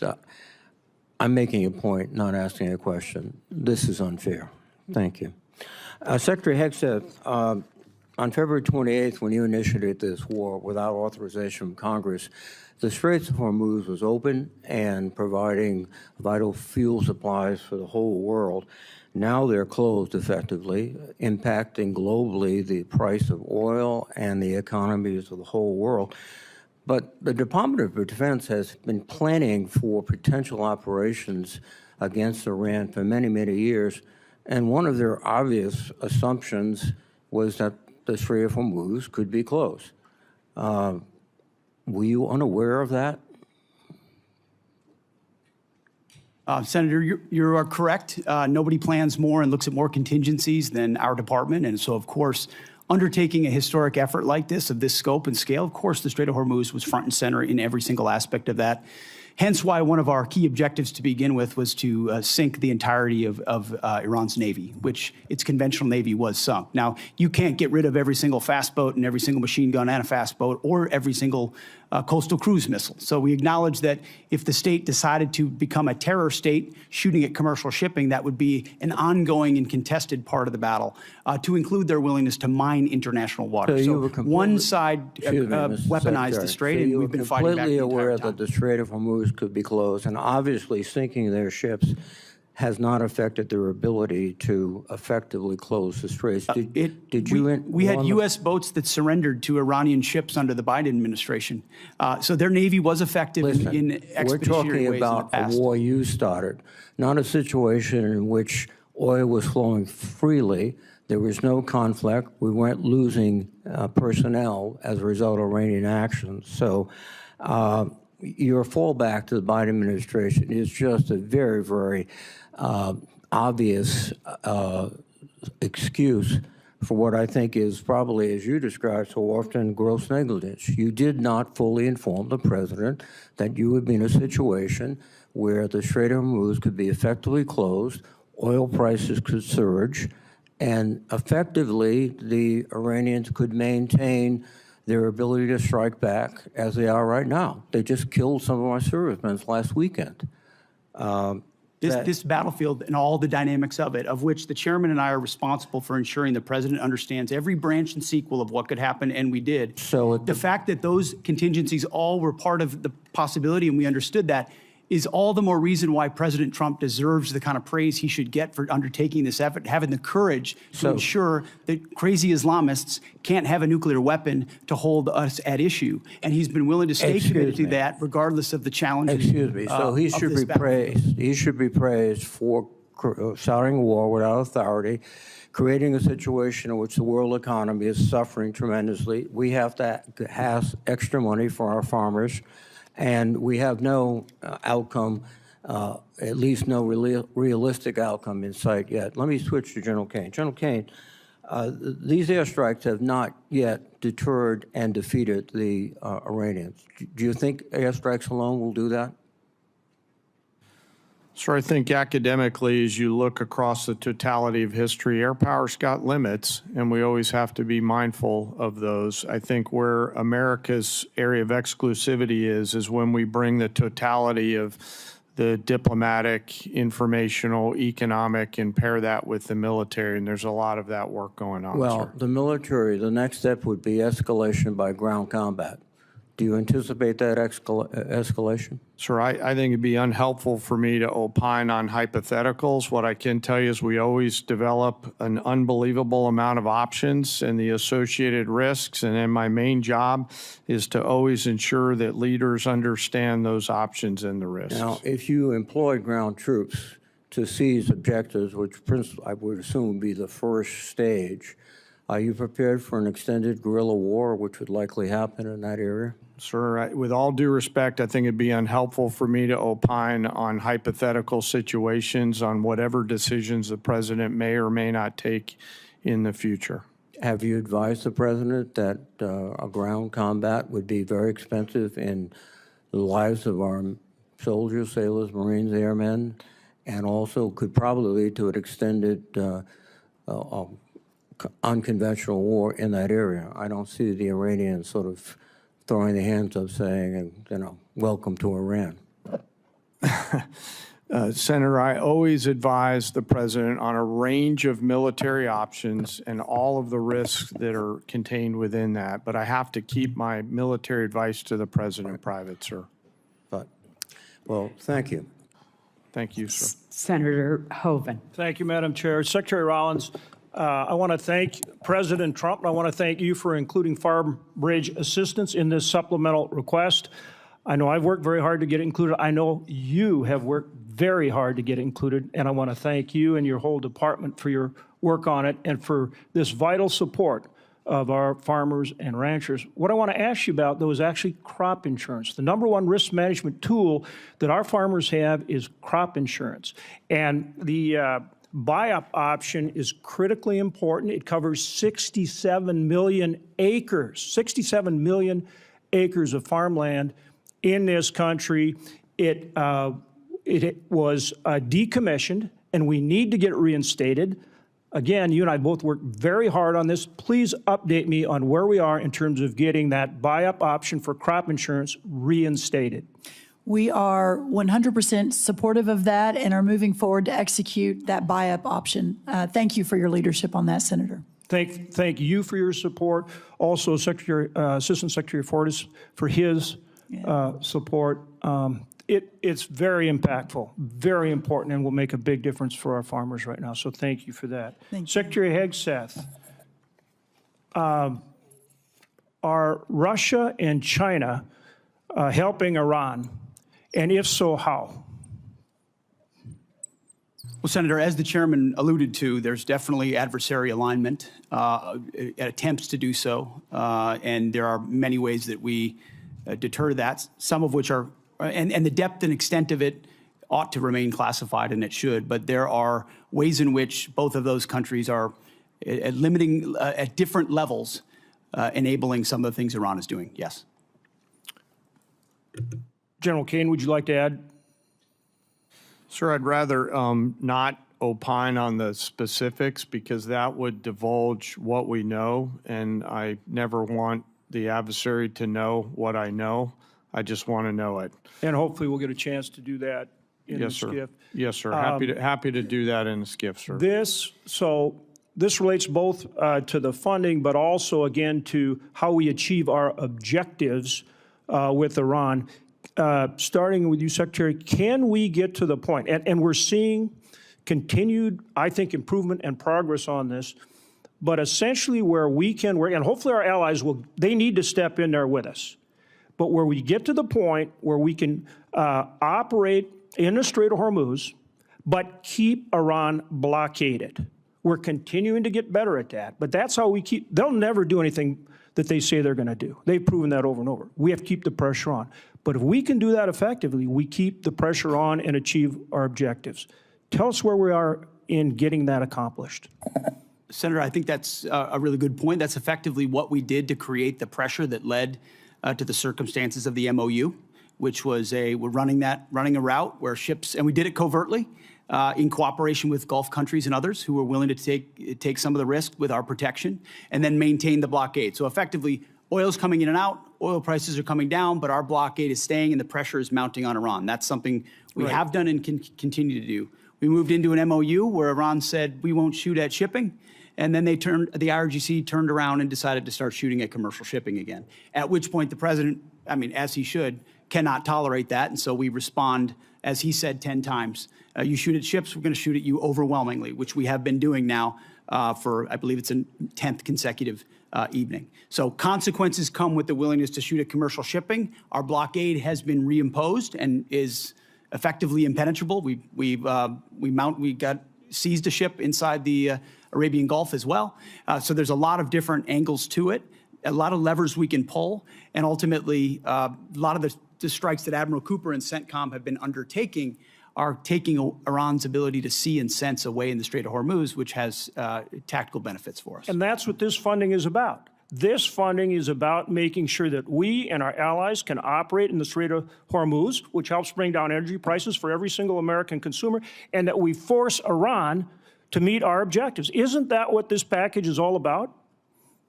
This is a peace through strength package. Right. That's what 1.5 trillion has always been about, a generational investment at as the chairman alluded to, a step change moment. We need to be able to do it at speed, at scale, with autonomy, with AI, with exquisite high cost and low cost, to be ahead and stay ahead so that you're not just able to do what we need to do in the Strait of Hormuz, but deter adversaries like Russia and China from getting involved in future contingencies. And just General Caine, for any follow-up that you would like on that issue. Sir, I wouldn't have anything to add. Okay. Again, thank you, and thank you to all of our men and women in uniform. We appreciate them so much. Senator Shaheen. Thank you, Madam Chair. Secretary Hegseth, since you last testified before this committee, we finally received the spend plan for the $400 million FY26 appropriation for Ukraine security assistance. This funding was passed back in January, and now there are only 3 months left in this fiscal year. And while I appreciate that we now see what most of the funding is intended for, I just heard from the CEO of one of the manufacturers of the defense articles that are contained in the spend plan that they not only haven't received funding, but they haven't even seen a contract. So when are we going to see a contract for those defense articles that are contained in the spend plan for Iraq? I'm sorry, for Ukraine. For Ukraine. Senator, I'll have to get back to you on the specifics of the timeline of that. I'll talk to our policy shop as well as the EUCOM commander to determine where that's at. Well, you've told this committee that you've barely spent half of the $150 billion in reconciliation funding. And if you still have $75 billion available, why are you asking the American people to absorb the cost of a war they don't support, instead of asking for transfer authority for unspent reconciliation funding, especially if you can't even get $400 million in Ukraine funding out the door? As I mentioned earlier, Senator, that money from the One Big Beautiful Bill is otherwise allocated to the rebuilding of our military with priorities of the president like Golden Dome for America and hypersonics and other munitions investments that we made up front as we tried to adjust the Biden budget into an America First budget. And so reallocating that away from those priorities is robbing Peter to pay Paul. Those are allocated to rebuild. But my point is, and ultimately we're committed if you can't to spend this it year's on agenda. a timeline that makes sense, why do you need to come back and ask for more money? Wouldn't it be better to spend money that you already have? And one of the things I noted was, or at least I think that this supplemental doesn't include funding to repair damage to our bases or to our military infrastructure in the region.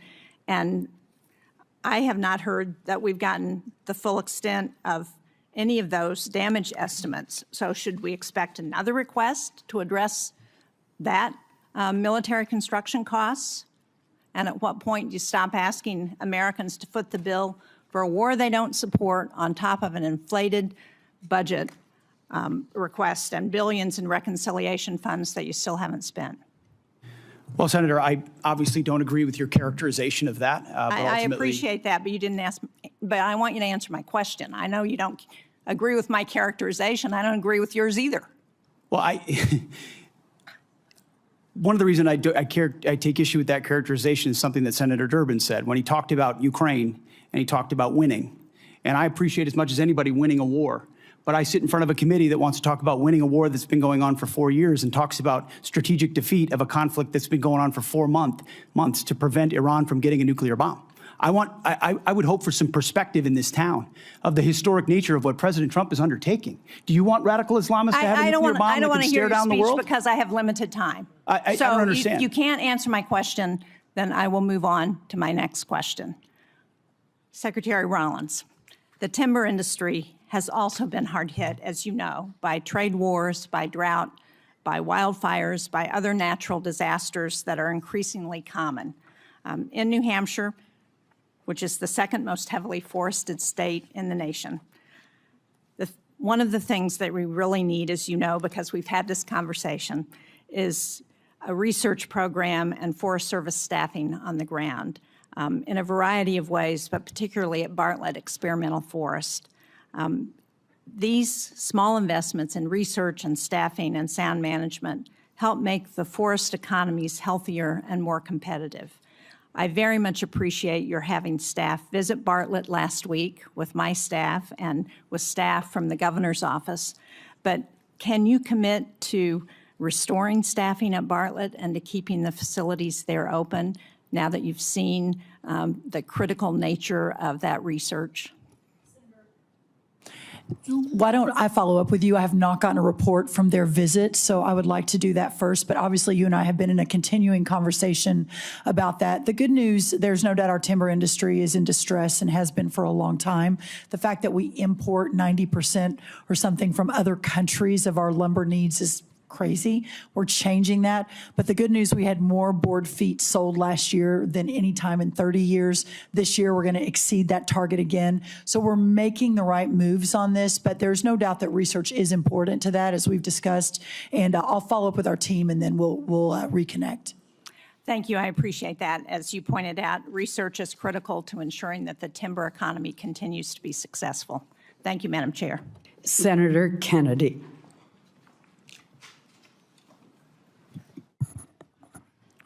Thank you, Madam Chair. Thank you all for being here today. General, in the war between Russia and Ukraine, who do we want to win? Sir, I want Ukraine to win. Is Russia America's friend? I'm sorry, sir, I couldn't quite hear your question. Is Russia America's friend? I think that depends on your definition of friend. I think it's a complicated relationship. But no, I don't think they're our friends. Thank you. If we could cut off Russia's cash flow, which depends substantially on its sale of oil, would that help Ukraine win?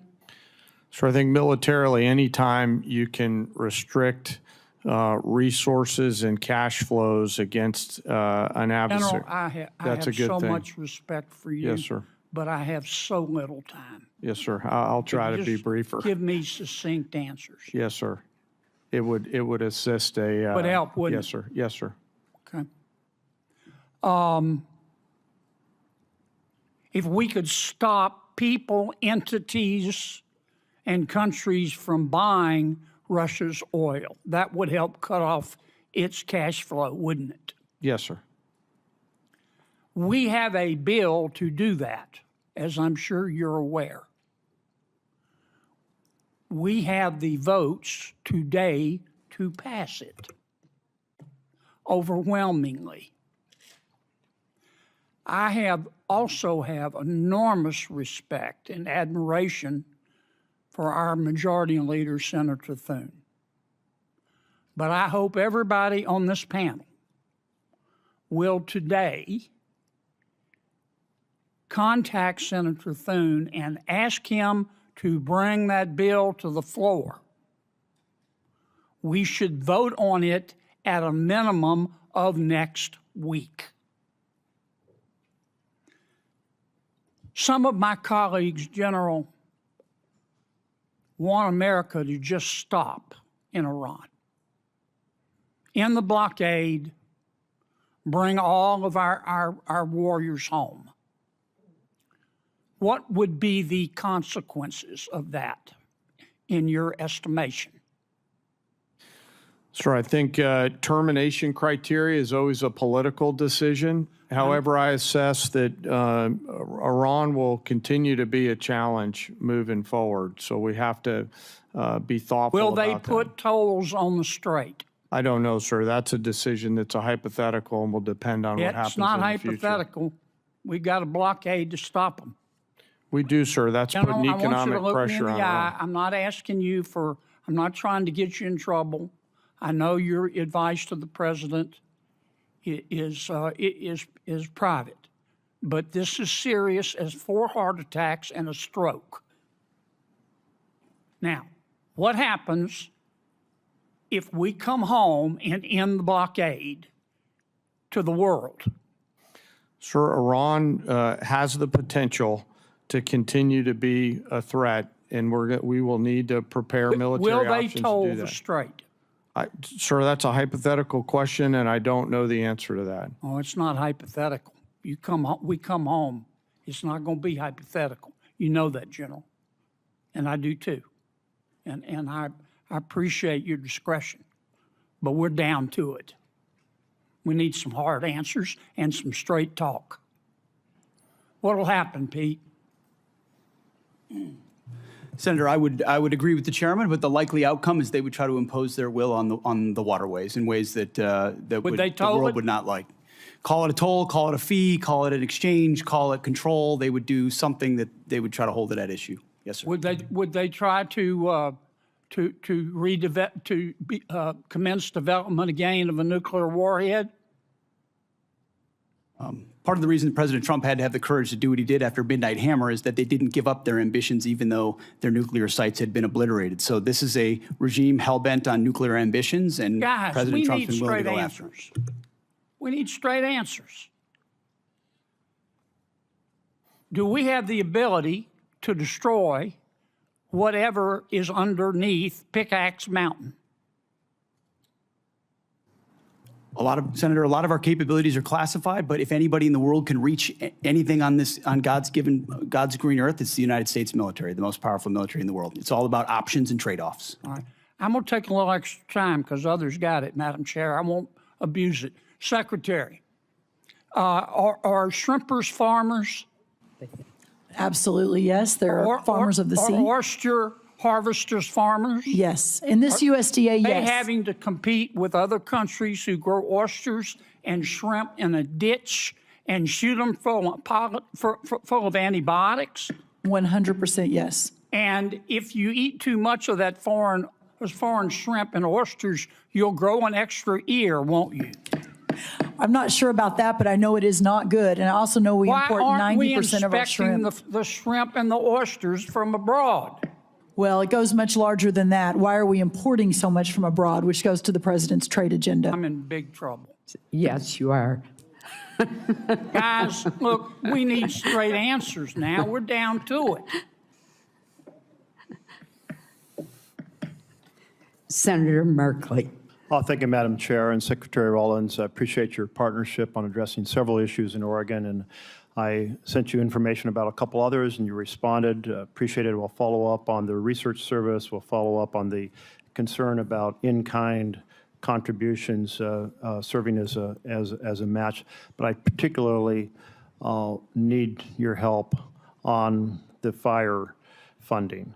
And I know you've indicated how important that is. Where we stand now is that the Senate seems hamstrung, that they're seeking to have OMB give them a number on that.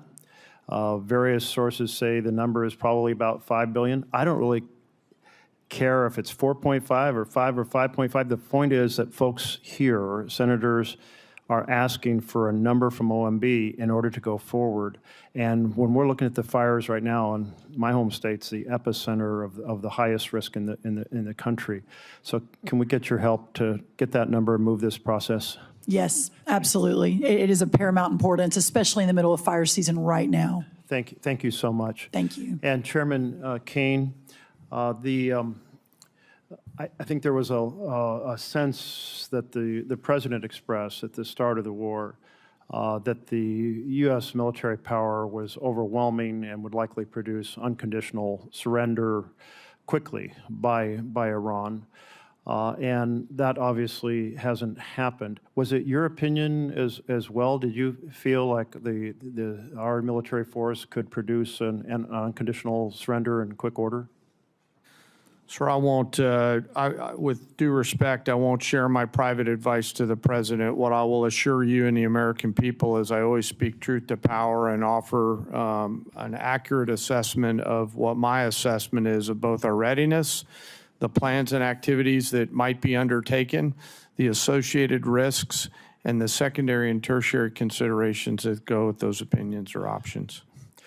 Thank you. So you feel like the various risks that Iran could possibly close the strait, despite the destruction of their navy, that the possibility of assassinating their political leaders and their military leaders could produce a strengthened hardline and weaken the reformers, that Iran would have the ability to sustain its ability to attack sites throughout the Middle East, that the initial requirements of the war could surely deplete our basically high-end standoff munitions, that this could affect our relations with our allies. All those were factors well considered in this decision to go to war? Sir, as I said, I won't opine on or share my private advice to the President. I'm not asking about your Vice President. I'm asking you, did you understand these issues, or have these become revelations as the wars unfolded? Sir, my job is to understand all of the considerations that go into the carefully considered use of military power. Let me ask you this then. Yes, sir. I understand why you don't want to respond, but these are all massive risks that seem to be poorly weighed in the beginning of this misadventure. Currently, there are reports that we have hit the Banji desalination plant that provides water to about 20 villages or about 10,000 people, and we also damaged the desalination plant at Keshem Island. Were these deliberate targets by the United States? Sir, I'm not aware of those as being particular targets, nor am I aware of those reports, and I'll have to go back and get back to you on that. If you could, I'd appreciate that. You are aware that infrastructure that civilians rely on to survive is not generally considered legitimate military targets? Sir, as you know, we have a robust process which considers a target that goes through a system that looks at a variety of considerations to include what you're alluding to around both purely civilian or dual-use targets. Great. I have trust and confidence in CENTCOM that they're looking at the range of those things on a daily basis. It sounds like you are assuring us that we will, the United States, not target, even in retaliatory sense, infrastructure that is generally considered to be primarily for civilian survival. So, as I mentioned, we have a robust process, and we have the most professional military force. It'd just be nice to have you say yes, because this is international law. Yes, if sir, you understand the international law. I do, sir. I've got a lot of lawyers that help me understand. Thank you. Yes, sir. And will you get back to us on that question of whether we targeted the desalination plants, and if so, why? My time's up, but I do want to express encouragement to look at what the negotiators have put forward, or advisors, as to whether a 10-day break could facilitate returning to dialogue that might find a path forward. Senator Hyde-Smith. Thank you, Madam Chairman, and I want to thank all three of you for being here today. I am going to direct my first question to Secretary Rollins, and again, I want to commend you publicly for the outstanding job you're doing at USDA. You know, this is my world. As former Ag Commissioner, I hear from a lot of producers in Mississippi, and they are so pleased with your performance, and that is just truly genuine right there. But I'm pleased to see the administration's supplemental request as for ag producers, because before I comment on that, I just want the entire committee and administration to take note of the tremendous timber losses as well in places like Mississippi due to winter storms and the tornadoes we've had there. It is significant, and I certainly look forward to working with you with the concerns of the timber sector. Regarding this supplemental, you know, our row crop producers, as you've mentioned in your opening remarks, they are truly in a serious situation. I've talked to multi-generation farmers back home who are the best of the best that did not even plant this year because they could not make the numbers work.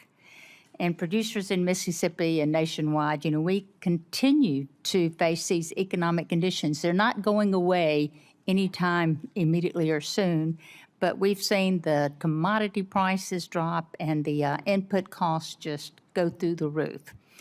If we want the next generation to stay on the land, Congress, we're going to have to take this opportunity to provide this critical market assistance for our farmers and enact policies that build structural demands for commodities like the Buy American Cotton Act, that year-round E15, all of which would make the paths better, more favorable for these producers going forward. But I appreciate the administration's effort to this date, including the Farmer Bridge Assistance Program that was so valuable, implementation of the updated Farm Safety Net with Working Families Tax Cut Act, and now the supplemental request before Congress. But will you speak to why it's critical for Congress to act swiftly to pass this supplemental and the need for us to pass legislation that drives the demand for farmers' products? Yes, thank you, Senator, for your kind words. A couple of really important points. Number one, as we work to open the markets around the world, and we're seeing, as I mentioned in my opening remarks, just extraordinary numbers. That $50 billion agricultural deficit we inherited a year and a half ago is now down into the 20-ish billion. We expect it to go down significantly this year.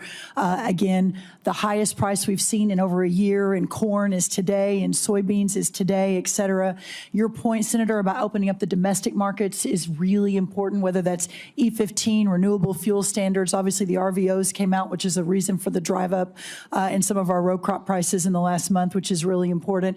But also, as I mentioned, bringing the cost of inputs down. We are expanding fertilizer, the largest ammonia plant. We're going to break ground in Louisiana in 2 weeks, reshoring, bringing back to America real fertilizer production. And then also the long term, we got to figure out how we are doing these supplementals and these bridge payments, which we have to do for these farmers to survive. But what we're seeing is just survival. And we're seeing a lot of the input companies, equipment, seed, fertilizer, make record profit. So we've got to be able to dig into that as well. But as of today, ensuring that we can keep these farmers farming while we're opening the markets, while we're bringing down the cost of inputs, is paramount for a secure America. And that's why this is so important today. Thank you very much for that. And Secretary Hegseth, thank you for being here and the amazing job that you're doing. I have the utmost respect for you, your team, and what you're accomplishing. But I as well am committed to ensuring that our warfighters have all the tools necessary to accomplish the mission in Iran and whatever else that they need to defend our nation's interest. The supplemental request is in line with that goal. And I'd like to shift my conversation right now quickly to shipbuilding, which is extremely important to the state of Mississippi and our country's ability to protect itself. The President's FY 2027 budget requests funding for one DDG-51, while Navy leaders have said their goal remains to build 2 destroyers a year.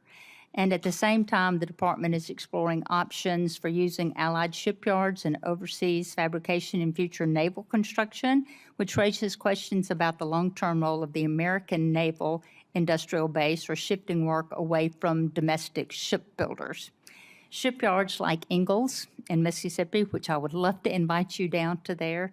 It is amazing, and the thousands of suppliers and small businesses they support, they need the confidence that the work will be there so they can invest in new facilities, hire and train skilled workers, and expand capacity that we will need in the future. Will you help or talk to us about the department's short and long-term shipbuilding plan and how it gives industry the confidence to invest? You just made the case for this generational investment because of the underinvestment, Senator, in shipbuilding in the previous administration. Just static, flat, bureaucratic, slow. We're having to revitalize that industry. And one DDG is a reflection of a backlog in capability. So as we ramp on more capacity, those numbers of DDGs, the workhorse of our Navy, will go up as we grow that force. The senator's time has expired. Thank you. Senator Coons. Thank you, Chairman Collins, Ranking Member Murray. Thank you, Secretary Hegseth, Secretary Rollins, General Caine, for your service. I want to start with the things I know we agree on. We agree that we should honor our fallen, that we should stop and remember them and console and comfort their families, that we should be mindful of the hundreds of Americans who've been wounded and injured in this war in Iran. General Caine, your observations about how our adversaries are aligning more and more closely. Technology is accelerating, and cheap and lethal and easily accessible drones pose greater and greater risks to our troops, our homeland, and our security. And Secretary Hegseth, that we need to protect our troops wherever our president directs them, that we need to protect our partners and allies, and that the dangerous radical Iranian regime should never possess a nuclear weapon. I think we agree on all of these core basic points. Where I think we may disagree is on this supplemental and on the strategic choices made to achieve some of these core goals. We're 143 days into a war with Iran, a war of choice that we started with Israel, but did not include, consult, or incorporate our core allies, our NATO allies, our regional allies, the American people, and Congress. And the reason to consult and include our allies and Congress and the American people is so that when the costs and the length of a war extend beyond what we'd initially imagined, the American people and their representatives in Congress understand that sacrifice and can continue to support it. I think your first strategic mistake was to not consult the American people in Congress and make a clear case for the reasons behind this war. There have been many, lots offered, and I think our military has executed on the core missions: attack ballistic missile sites, sink the Blue Water Navy, attack their proxies, constrain their capacity. But I frankly think it was entirely foreseeable that Iran would close the Strait of Hormuz, would use cheap, lethal, widely available Shahed drones that they've led the world in manufacturing to attack our bases, our troops, our partners and allies, and impose real costs. Higher costs in fertilizer, in fuel, higher costs for the world, and tragically, increasingly higher human costs for us and for our troops. So two questions, two general lines of questioning, if I could. Mr. Secretary, your question says, without these supplemental funds, we will face critical shortfalls that threaten our ability to pay our service members and sustain global operations without disruption. You've been asked repeatedly, there's $75 billion appropriated but unobligated. Can we really not avoid critical short-term shortfalls? What does that mean about the budget management within the department in terms of unexpected and unbudgeted wars? First, Operation Southern Spear, and then Operation Epic Fury. I would just note, I was sort of updated, 95% of that One Big Beautiful Bill funding will be allocated by the end of September in accordance with congressional intent. So these are things we said we would spend, and we told you we would spend them on, and we plan to spend them on those things by the end of September. So this is a new request based on new realities of a world we face, stepping up to meet that moment. And forgive me, Mr. Secretary, but that's news to me, that $75 billion will be out the door, allocated and spent by September. And I was simply questioning how we have ships running out of fuel in the open seas and planes being grounded. And I didn't say ships were running out of fuel in open seas or planes were grounded. I'm saying we have to make trade-offs. Maintenance accounts are running everything out our of troops need on the battlefield, they're getting in spades and beyond. It's ultimately looking into the future. Can we invest above and beyond that, the types of munitions fast enough as we upgrade and modernize our force? That's what's at issue here in this $1.5 trillion, this supplemental, and any other additional funding that comes. Two quite different things: a $1.5 trillion base budget request and a now $76 billion supplemental. And I was simply going to point to Department of Homeland Security is sitting on nearly $100 billion in unobligated funds. You haven't requested reimbursement for the millions of, frankly, billions of dollars the department has spent on law enforcement. Second, We requested reimbursement and are getting a substantial reimbursement from DHS. that's good news, and that's news to me. And frankly, as we reflect on the service and sacrifice of those who put their lives on the line of this war, one of the things I've raised over and over and over is the ways in which this administration has dragged its feet on partnering with Ukraine in order to deploy the best-in-class sensors, detectors, and counter-drone systems to protect everything from Dover Air Force Base to our bases in the region, to our troops, to our partners.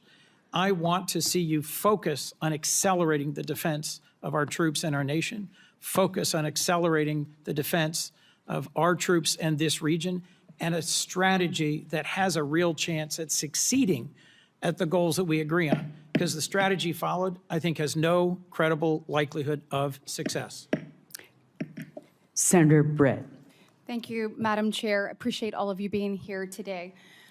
So since the beginning of the Putin's aggression into Ukraine, this body has passed 5 supplemental bills funding different portions of that war.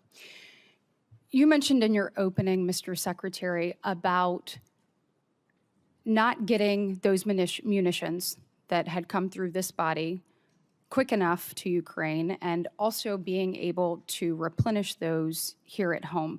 Can you talk a little bit more about that? Because I remember the previous administration dragging its feet after this body gave them directive as to what to do. So can you shed a little bit more light as to what you were talking about in your opening? Well, thank you for that question. Sometimes we forget recent history, which under the Biden administration, there were 5 supplemental requests for Ukraine, which almost every member of this body voted for to send rapidly in a bipartisan fashion for something that this committee and the administration deemed to be urgent. President Trump may take a different view, but that was the view of the Biden administration. And real quick, wouldn't you say it would be urgent to make sure that our men and women in uniform right now have everything that they need? I would argue providing for American men and women as opposed to Ukrainian men and women is a higher priority for the United States Senate. So 5 supplementals that went to Ukraine, as good as that cause may be, why is that righteous to do? But funding troops in harm's way right now, given the threat and what they're undertaking, this is a partisan exercise. And so, it's hypocrisy. And I appreciate you pointing it out. Real quick, Madam Secretary, question for you. When the Russia-Ukraine war started, we saw obviously cost go up around the world. In particular, in that region, we know that the supplying of fertilizer, was tremendous. We also know Ukraine was top 5 when it came to wheat and corn and other things that we utilize, across the globe. It's my recollection that fertilizer went up about 55%. Obviously, if we were able to create stability there in the region and have peace, it would follow that then prices would likely go down over time within the agriculture world as well. Is that fair? Yes, that's correct. Okay, and when we're looking at the Ukraine and Russia war and trying to end Putin's aggression, trying to bring peace, General Caine, if we were to cut off the funding that Russia was getting, would it follow that would be a driver that could possibly lead Putin to the table? Senator, yes, and their economy's struggling now. Thank you. And we also know, I saw reports this weekend, that it is said that possibly Russia and China, which I know you can't comment on right now, but are actually helping Iran, whether it is targeting our troops, funding, and other mechanisms. So a thing that we could all agree that ending that would be helpful. I want to just echo Senator Kennedy's comments that I think the sooner we can get this bill on the floor and passed, it'd be huge with regards to Russian sanctions. Also want to just talk briefly about the dysfunction of this body. So my question is for you, Mr. Secretary, and you, General Caine. I would have to think that our adversaries, and I believe that we need to fully fund our military, making sure that our warfighter is the best ready, trained, and equipped across the planet, I think we have an obligation and a duty to not only meet the needs of the moment, but to also look at what's to come and be preparing for that. You talked about an insurance policy. You talk about what we need to do. Then now is the time to do those things. But I would have to think that the dysfunction of this body, whether it's the full shutdown, a partial shutdown, not being able to pass NDAA, not being able to pass FISA, I would have to think that our adversaries look at that and it gives them a little bit more credence as to what they're doing abroad. Can either one of you comment on that? Thank you, Senator. That's why I have said, and I will continue to say, that the inability to properly fund this department, the Department of War, is probably the single greatest threat our nation faces. Whether or not we will make a generational investment in not just winning the wars currently, but deterring the wars of the future, given the step change in technology of this moment and the underfunding of the previous administration. You didn't mention continuing resolutions, which is a whole nother way our department has foolishly budgeted. So I appreciate you highlighting that. It's very true. Yeah, and General Caine, question for you. Obviously, a shutdown is a terrible thing for the Department of War and the men and women that you oversee. But I would assume that a CR is not much better. Can you comment on the effects of that? Ma'am, the department's done a lot of work to bind together founders, funders, and fighters as we look to the challenges that we face in the future, and a CR would hurt badly the effort to properly arm the joint force. I hope we can work together to do the right thing. Thanks. The people are depending on it. Senator Schatz. Thank you, Chair. Thank you, Secretaries and General, for being here. I want to start by paying my respects to First Lieutenant Tyler Feehan of Eva Beach, Hawaii, who was among those killed in Jordan this weekend while serving our country. His courage, selfless dedication, and unwavering commitment to duty reflect the very best of our armed forces. We extend our deepest condolences to his family, his loved ones, his fellow service members, and remain forever grateful for his sacrifice. Secretary, about 190,000 people in the state of Hawaii, believe it or not, voted for Donald John Trump. And I know a lot of them, and I represent all of them. And one of the reasons that they were enthusiastic about Donald Trump, and you, Mr. Secretary, was they thought that we were going to have a new foreign policy. And that I think, I'm paraphrasing, but I think you characterized yourself as a reformed neocon or some such thing. And people were pretty thrilled about the idea that we were going to, that America First in their mind meant that we were going to not do this kind of adventurism. And so I don't want you to answer me, I want you to answer them. And I want to walk through the sort of stated objectives of this war at the outset. Regime change. We now have a younger and more radical regime. Depleting, eliminating their conventional missile capability. It's true that we've depleted their conventional missile capability. It's also true that anything the Department of War sets out to do, it usually succeeds at. So the question is not, do we kick ass? It's when do we decide to use kinetic engagement to extend our power across the globe. And it's clear that Iran still retains enough conventional missile capability to attack our bases and our interests in the region. Now, it's true that the Blue Water Navy is destroyed. It's also true, and you know this, that the IRGC has something that you may not call a navy, but it's got capabilities to touch us with drones and missiles and lay mines in the Strait of Hormuz, preventing their nuclear capability. It's also true that if you bomb the crap out of a place, they're going to have less capabilities by the end of it. But it's also true that we have not eliminated their nuclear capability. And whatever duration we've set them back actually pales in comparison to the, and I'll say it, the Obama nuclear deal, which we did without having to put our people in harm's way. And then the last objective, which has become a new objective, is open up the Strait of Hormuz. But the Strait of Hormuz was open before this war started. And so you tell my constituents why this war is going so well.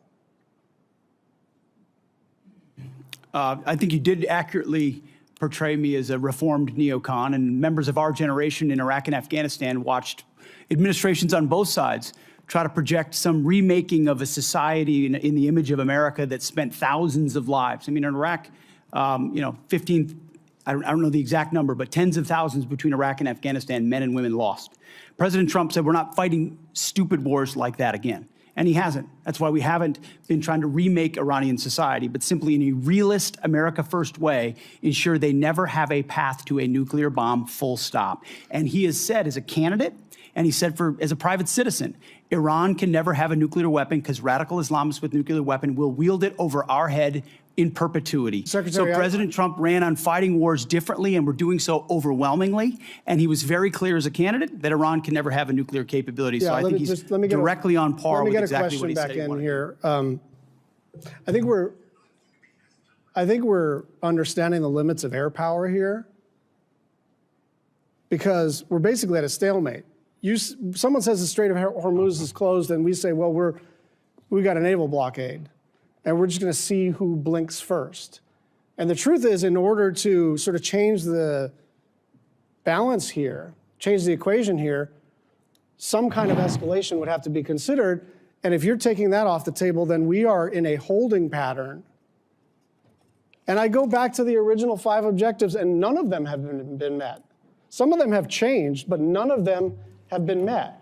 And with gas at now 402, with the Brent crude hit 90 today, up from 70 2 weeks ago, gas up about $1 nationwide, about $1.50 in the state of Hawaii, people want to know, why are we even doing this? Senator Fisher. Go ahead. Thank you, Madam Chair.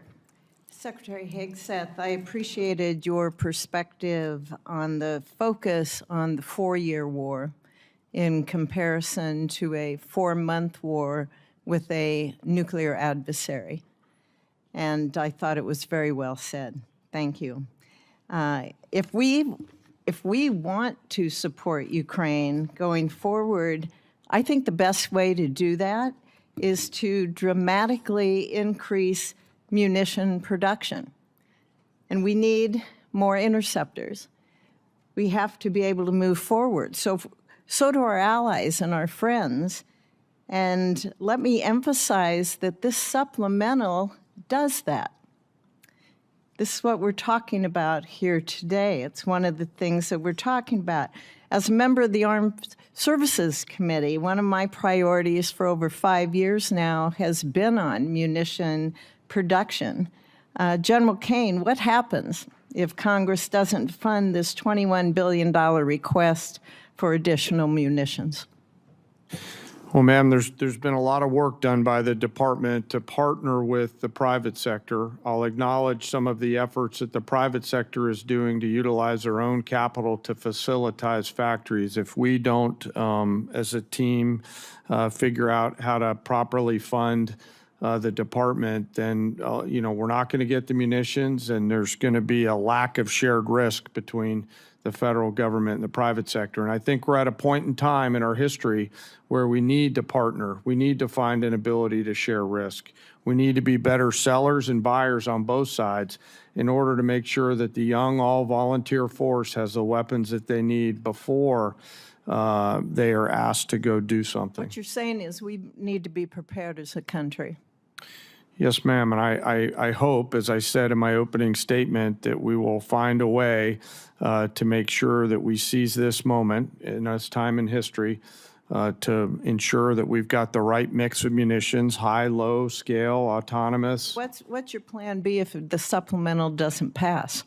What's plan B? Ma'am, we will always figure things out. We will always have contingencies. We will always determine a way to create multiple simultaneous dilemmas for adversaries around the world in order to create time for us to do the work that the Congress and the department needs to do together. As you've heard me say a number of times in our posture hearings on armed services and also in classified briefings, we don't have a lot of time, do we, sir? No, ma'am. That's why I said, if not now, then when? And if not us, then who? And I truly believe we're at one of those moments in history where we have a choice to make, just given what I see on the next couple ridge lines. And I encourage us to move forward. Thank you. Mr. Secretary, how would this request scale munitions production and be able to accelerate our delivery times? In the past, previous administrations would sort of send the same amount of dollars into trying to encourage companies to build another factory and add an additional shift.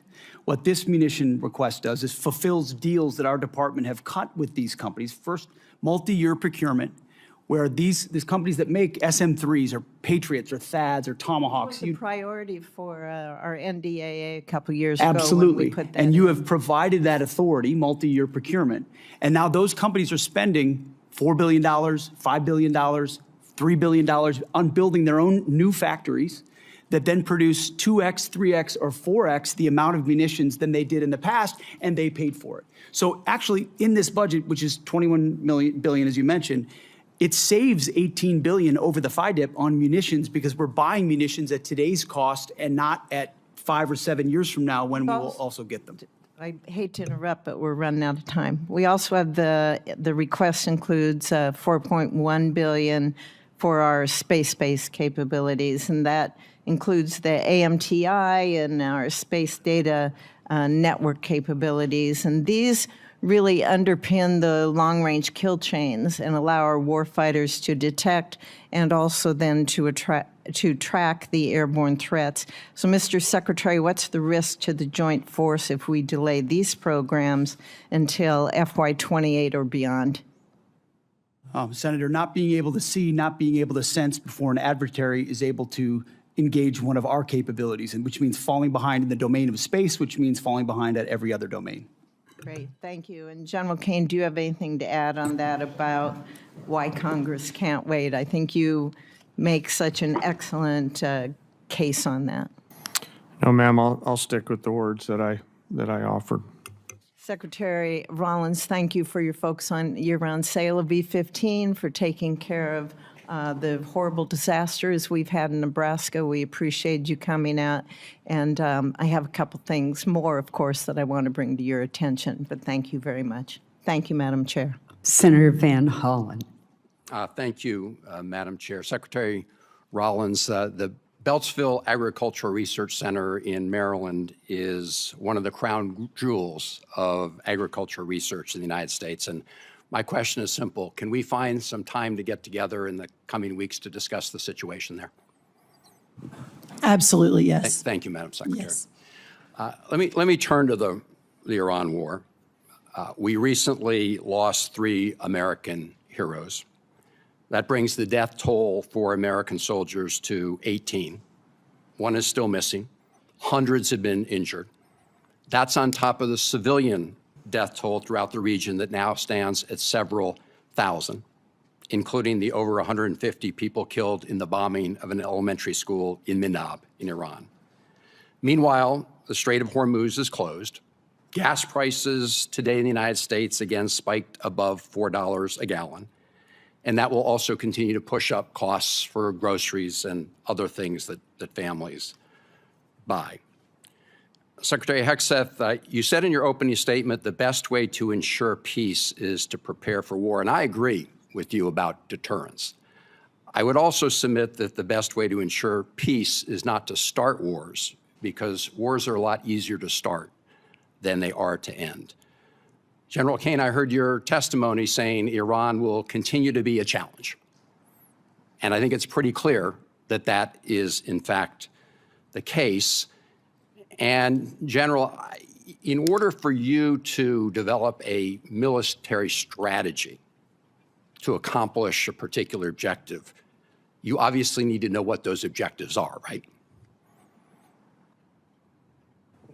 Yes, sir. It all starts with what is the political objective, and from that we derive military objectives that support whatever that end state. And as you say, that is a political objective. Yes, sir. So, Mr. Secretary, you've talked a lot about winning. You've talked about winning in your testimony today. You've talked about winning throughout the Iran war, and we all like winning.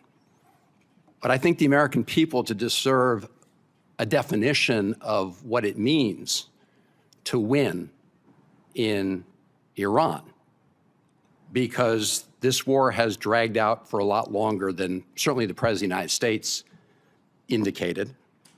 Indeed, the President said on March 24th, and I'm quoting, "We've won this war. This war has been won." Do you know what the President meant by that back in March? Well, Senator, I would just note that militarily, I mean, Iran has been completely overmatched and crushed from the beginning, militarily. Their capabilities are nowhere near ours. I would take issue with your characterization that we started this war. Iran started this war 47 years ago, and they've killed thousands of Americans, including our brothers on the battlefield in Iraq. Iran has been targeting us for a long time. Mr. Secretary, we didn't start it, they did. Let me just ask you this, since you said that what the President meant by his statement on March 24th, I think that we had sort of defeated Iran militarily. But that is not the entire objective of this war. I don't think there was ever a question about whether the United States, with its superior military, could destroy a lot of Iranian assets, military assets, or other assets. That was never a question. But when most people think of winning the war, they think that that means the war is going to come to an end because we've won. And the President said back in March that we'd won. So I guess my question to you is, how are we going to define winning? I hear back in March, you said about the Iranians, and I quote, "Whether they will have a ceremony in Tehran Square and surrender, that's up to them." So my question, Mr. Secretary, reopening the Strait of Hormuz is necessary in order for us to win, right? That's just a simple yes or no question.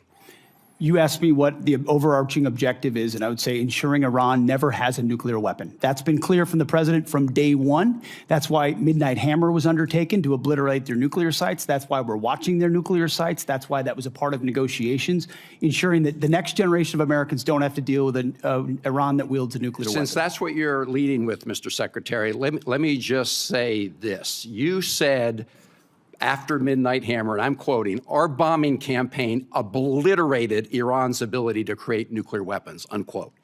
Clearly, that is not the case based on your testimony today. It's also a fact that the DNI, Tulsi Gabbard, testified in front of the Intelligence Committee that it was our assessment that Iran did not intend to restart its nuclear program. The President of the United States, just about a week ago, said Iran has committed not to develop a nuclear weapon, which of course is a commitment they've made for many years. We need to enforce that.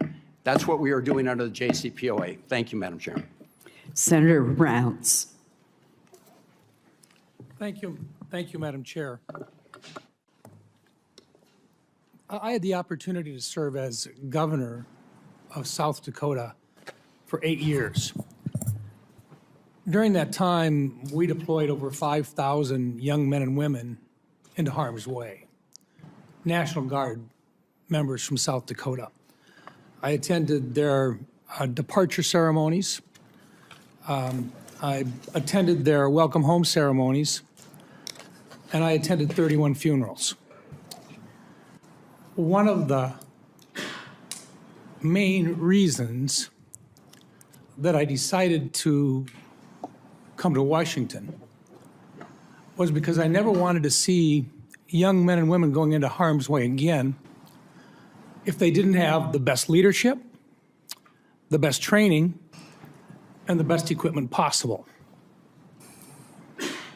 Now, this body, the Senate, with regard to the Iranian war, to date, this body has chosen not to impose war power limitations on the President, nor have we pushed for the withdrawal of forces from the theater.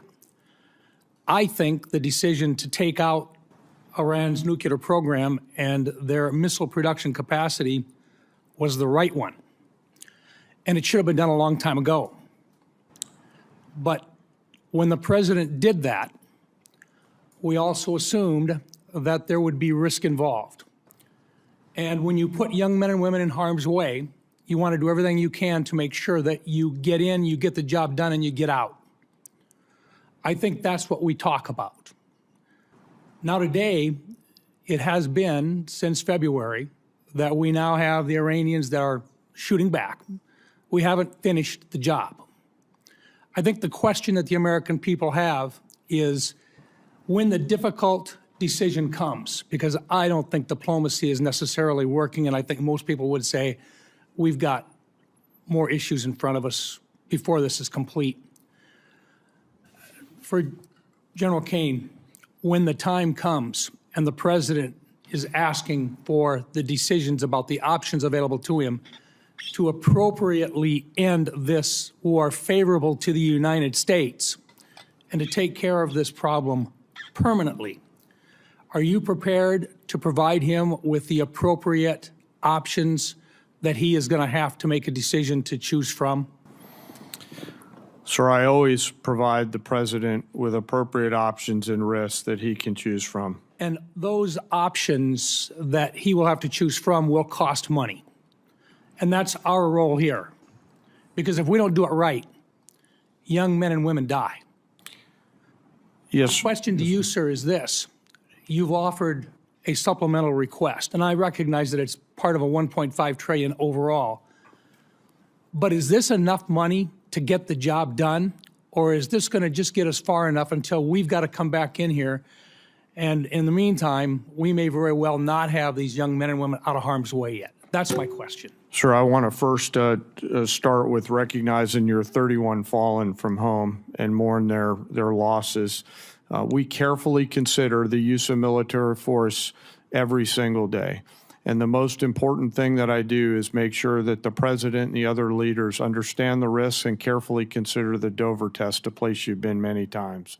And that is, are we willing to go to Dover, as we will tomorrow, to bring back the fallen? I can't answer the question on what it will cost because the enemy has a vote. What I'll commit to you as this plays out, we'll make sure that the Congress is informed. But because I'm not quite sure how this is going to play out yet, it would be unwise for me to comment on what a future cost may or may not be, depending on what they choose. Then, General, you will provide a plan to Congress at whatever the appropriate classification level is on what resources are required to execute what the president's intent will be to successfully end this conflict. Sure, I will always make sure that, as we have, that we're moving data as appropriate to Congress. Yes, sir. Okay. Let me come back in just in terms of follow-up on this a little bit. Some have criticized Operation Epic Fury for expending many of our munition stockpiles. Were our munitions, the inventories of those munitions, and the capacity of our munitions industrial base sufficient for great power competition with near-peer adversaries like China prior to Operation Epic Fury? Secretary Hegseth? Senator, as I laid out, because of the previous administration, funding shortfalls, munitions transferred to Ukraine and not replaced, and then ignoring threats, it built a lot of risk that requires this kind of investment. So you'd look at the $67 billion alongside the remainder for 1.5.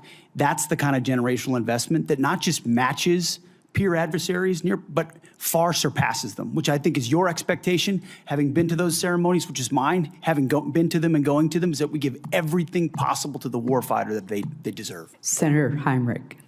Thank you, Madam Chair. Thank you. Thank you, Madam Chair. General Caine,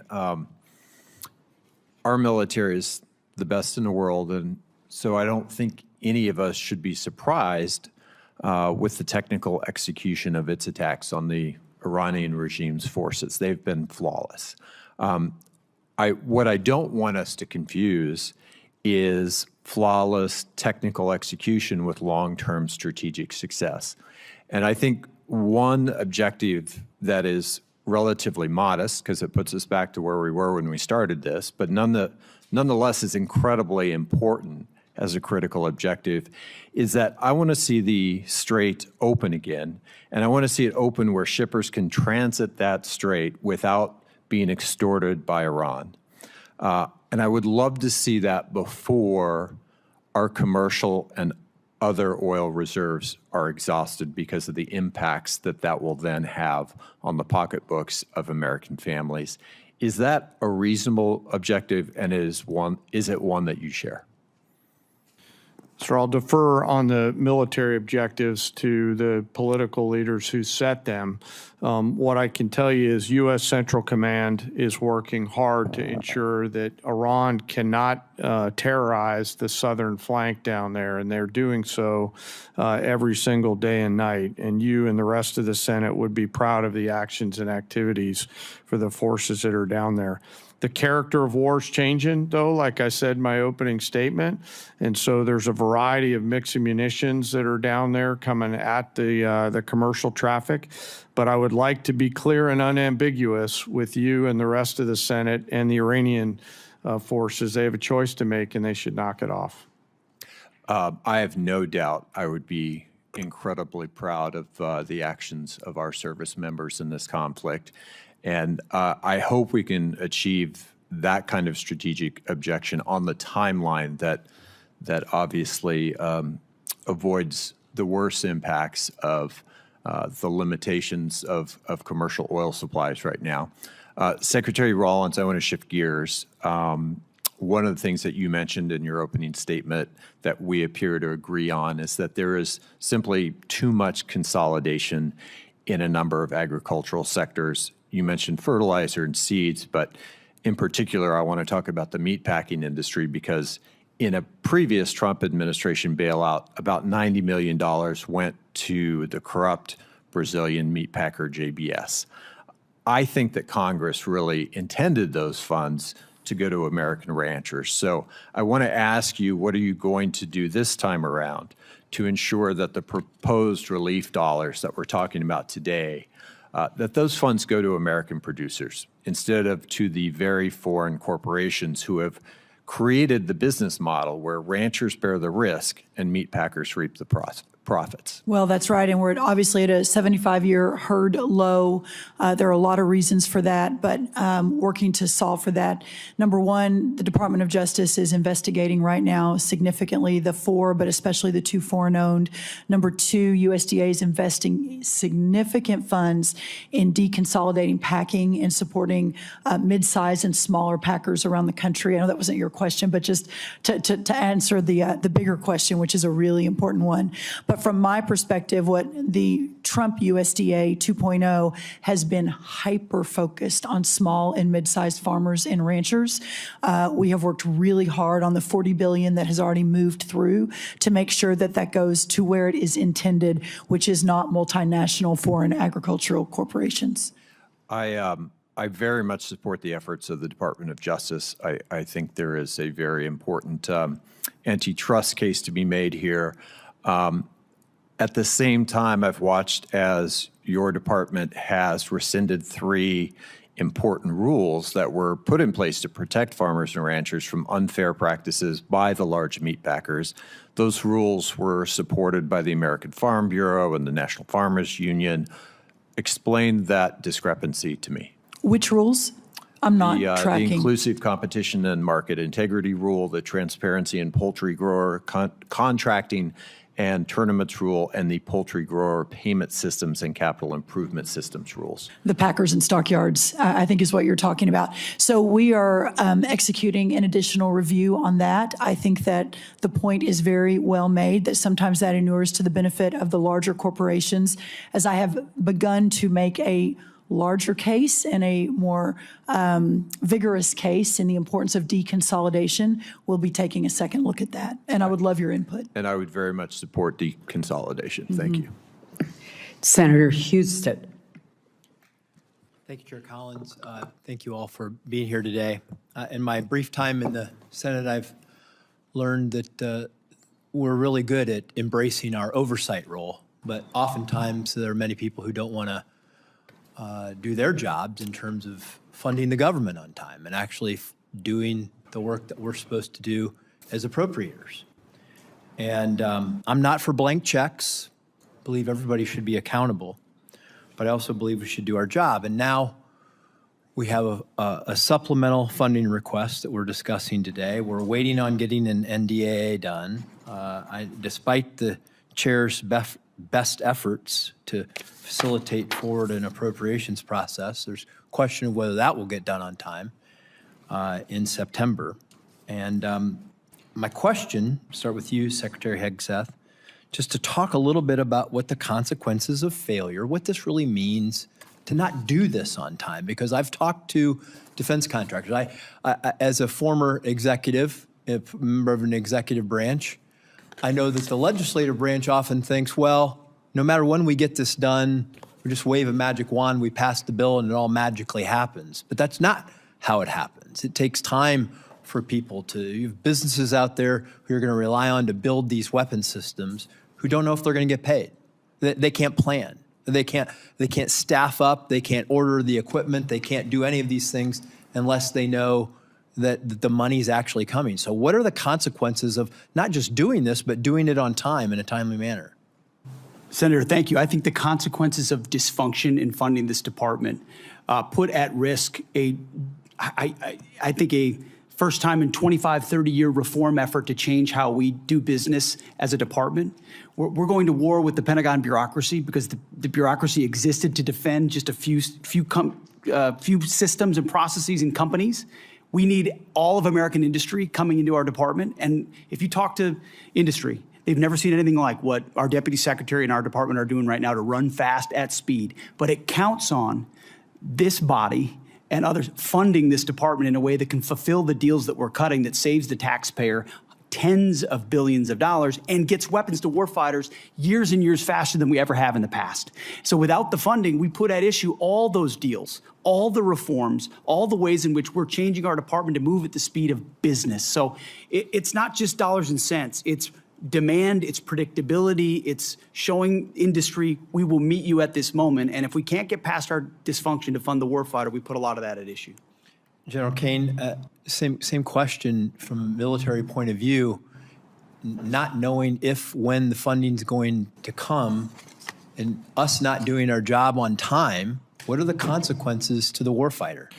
Sure, I'll just add to the Secretary's comments, you know, it'll manifest itself in a range of ways, readiness, capability, munitions, training, cyber, unmanned autonomy. This is why I'm really asking for the Congress's help here, for us to look forward at the next couple ridge lines and to be thoughtful about the moves that we make here. And I understand the environment that we're operating in right now.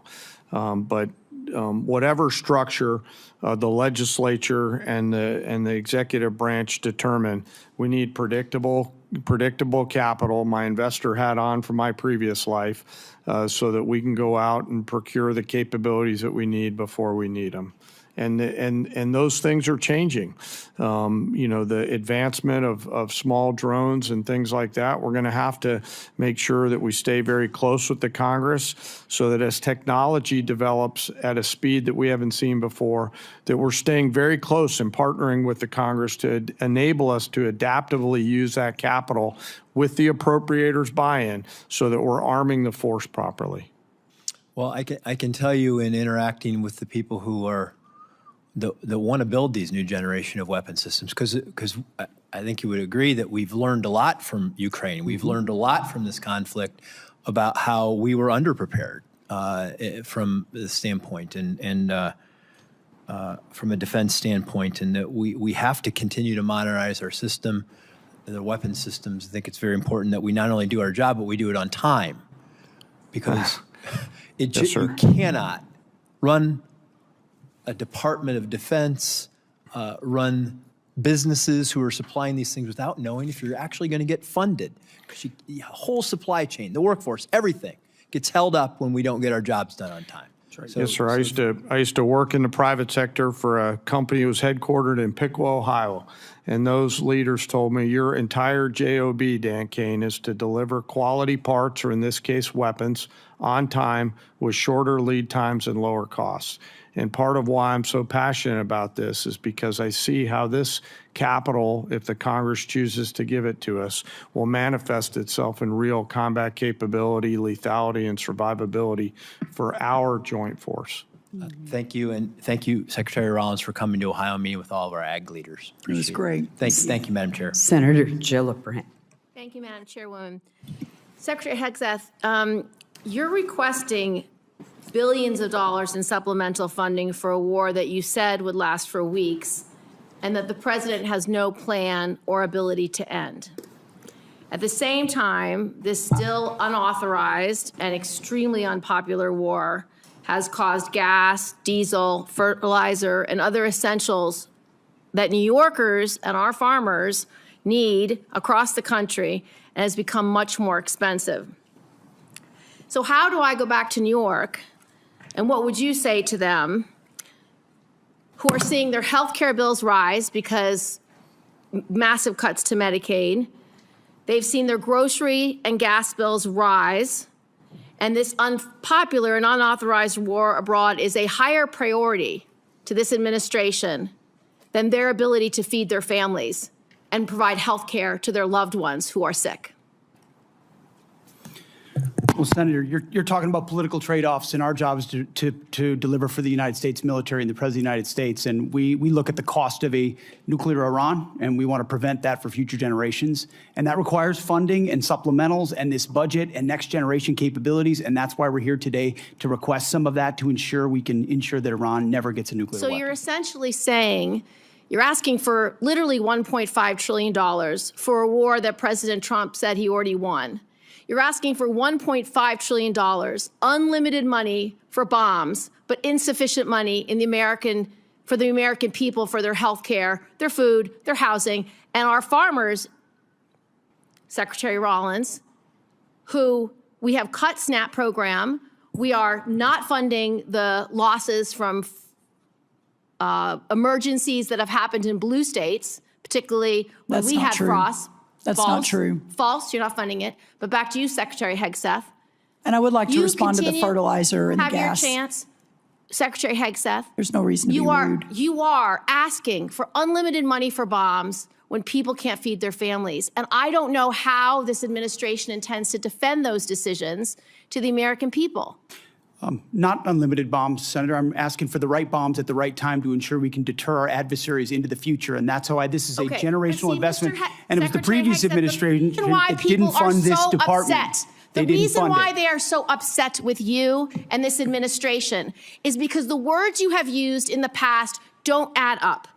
About Iran specifically, you said that we had obliterated, quote unquote, Iran's ability to create nuclear weapons. The president made the same claim. Yet 8 months later, in February of 2026, the president launched an active war claiming Iran was within 2 weeks of having a weapon. So when you say two very different things, the American people don't know who to believe or what to believe. They just know they can't afford their health care, they can't afford their food, they can't afford housing, and our farmers are continuing to suffer. So, which is true? Was it obliterated or wasn't it? What's the status? The nuclear sites under Midnight Hammer were obliterated, but Iranians foolishly continued to attempt to pursue nuclear capabilities, which is why we destroyed their defense industrial base and so many of the other capabilities to ensure they can't get to a nuclear weapon. See, we're staying laser focused on the objective, and you're trying to make campaign commercials. No, we're not. And that's fine. So listen to this. You also say that you made the missile program, quote, destroyed and made combat ineffective, quote, Iran's entire ballistic missile production capacity. Every company that builds every component of those missiles has been functionally defeated and destroyed, and that the missile program, existing stockpiles were depleted and decimated, almost completely ineffective. So why are there missiles left to hit Jordan and result in the loss of life of our brave men and women? As we stated from the beginning, the Iranian defense industrial base is effectively gone. But they do have underground facilities because they're the world's leading state sponsor of terrorism, and they've spent 47 years trying to hide their missiles under mountains, just like their nuclear capabilities, because they would like to get a nuclear weapon to wield it against us. Of the war to believe, because it's either over or it's not over. It's within 2 weeks or it's not 2 weeks. We have no missiles or we have missiles, and that consternation is why so many New Yorkers are perplexed, stressed out, and find this war to be incredibly unpopular because they don't understand the choices that the president's making. They don't agree with those choices. Secretary Rollins, so you have cut over 160,000 New Yorkers have been kicked off SNAP. What do you have against hardworking New Yorkers, children who need SNAP, and seniors who need SNAP? Well, first of all, diesel is down under Biden versus today, 581 versus 480. Gas is down from Biden today from 484 to 386 today. Fertilizer is down 56% from Biden highs. Prices so this are narrative higher than that when you took using, office. Well, all of those prices are higher than when you took office. So you're not that making is life not better true. for That New York is not farmers. true, Senator. And let me tell you what New York is stressed out about is the fact that your state is taking prime farmland and turning it into solar farms. That is absoltly inexcusable. The New York farmers, you will see I have visited that the New York smart farmers farms two both. times. Do Two both. times in Senator's upstate New time York. has expired. Senator Bozeman. Thank you, Madam Chair, very much. And thank all of you all for your service to our country and our national security. And I think it's easy for the public to understand how you, Mr. Hegseth, are, your contribution in the position you're in general, Caine, the position you're in, but some don't understand the position that our Secretary of Agriculture's in. I gave a presentation a couple of years ago when Senator Rubio was over here in the middle of it. I was talking about agriculture. He punched me and said, John, always tell them that food security is national security. Now Senator Cotton, who's head of the Intelligence Committee now, is taking his place. He's doing the same thing. So again, what we're talking about today is very, very important to our country. Right now, we're in a generational crisis. Our banks, our economists tell us that if we don't start doing things differently, and the good news is the administration is doing things differently, we're going to lose 25% of our farmers in the next 2 or 3 years. I visit almost daily with farmers about the difficult farm economy, wildfires, flooding, all the things we've talked about today. My only concern is that the supplemental is very much appreciated. After hearing the testimony today and the concerns, we might need to look at bumping that up a little bit. But again, we'll discuss that later. The supplemental, though, the supplemental assistance is important in keeping our farmers going, but it's not the answer. Will you just reiterate again what we're trying to do? We're trying to give farmers a bump, an edge to keep going until the programs that we're putting in place now kick in. You mentioned fertilizer, you mentioned E15, you mentioned value-adding our products, both overseas, finding new markets. Can you talk a little bit about that, the importance of not only the supplemental, but again, what we're doing in conjunction with that so we won't have supplementals in the future? That's exactly right. The effort to bring the cost of inputs down is real. Fertilizer, seed, labor, interest rates, et cetera, number one. And if we can just get inputs back down to where they were in Trump 1, we're going to have a remarkable recovery in farm country. But then you add that to the 19 new trade deals, more coming online every day, the record-breaking exports that we're going to see in a lot of our row crops, but also in dairy and tree nuts and others. That's going to be a game changer. Then you look at expanding the domestic market, as you talk about, whether E15, obviously all of the biofuels. We've already seen corn and wheat hit record highs, or the highest number for the year, after announcing the new renewable fuel standard. So we're seeing some pretty incredible movement in the right direction. Then you marry that to all of your work under the Working Families Tax Cut Act, the new reference prices that under the last administration couldn't get a farm bill. You all did that with the president's leadership. The first time we're going to increase reference prices in more than a decade, combined with a $250 billion investment in rural America, the largest investment in rural America in American history.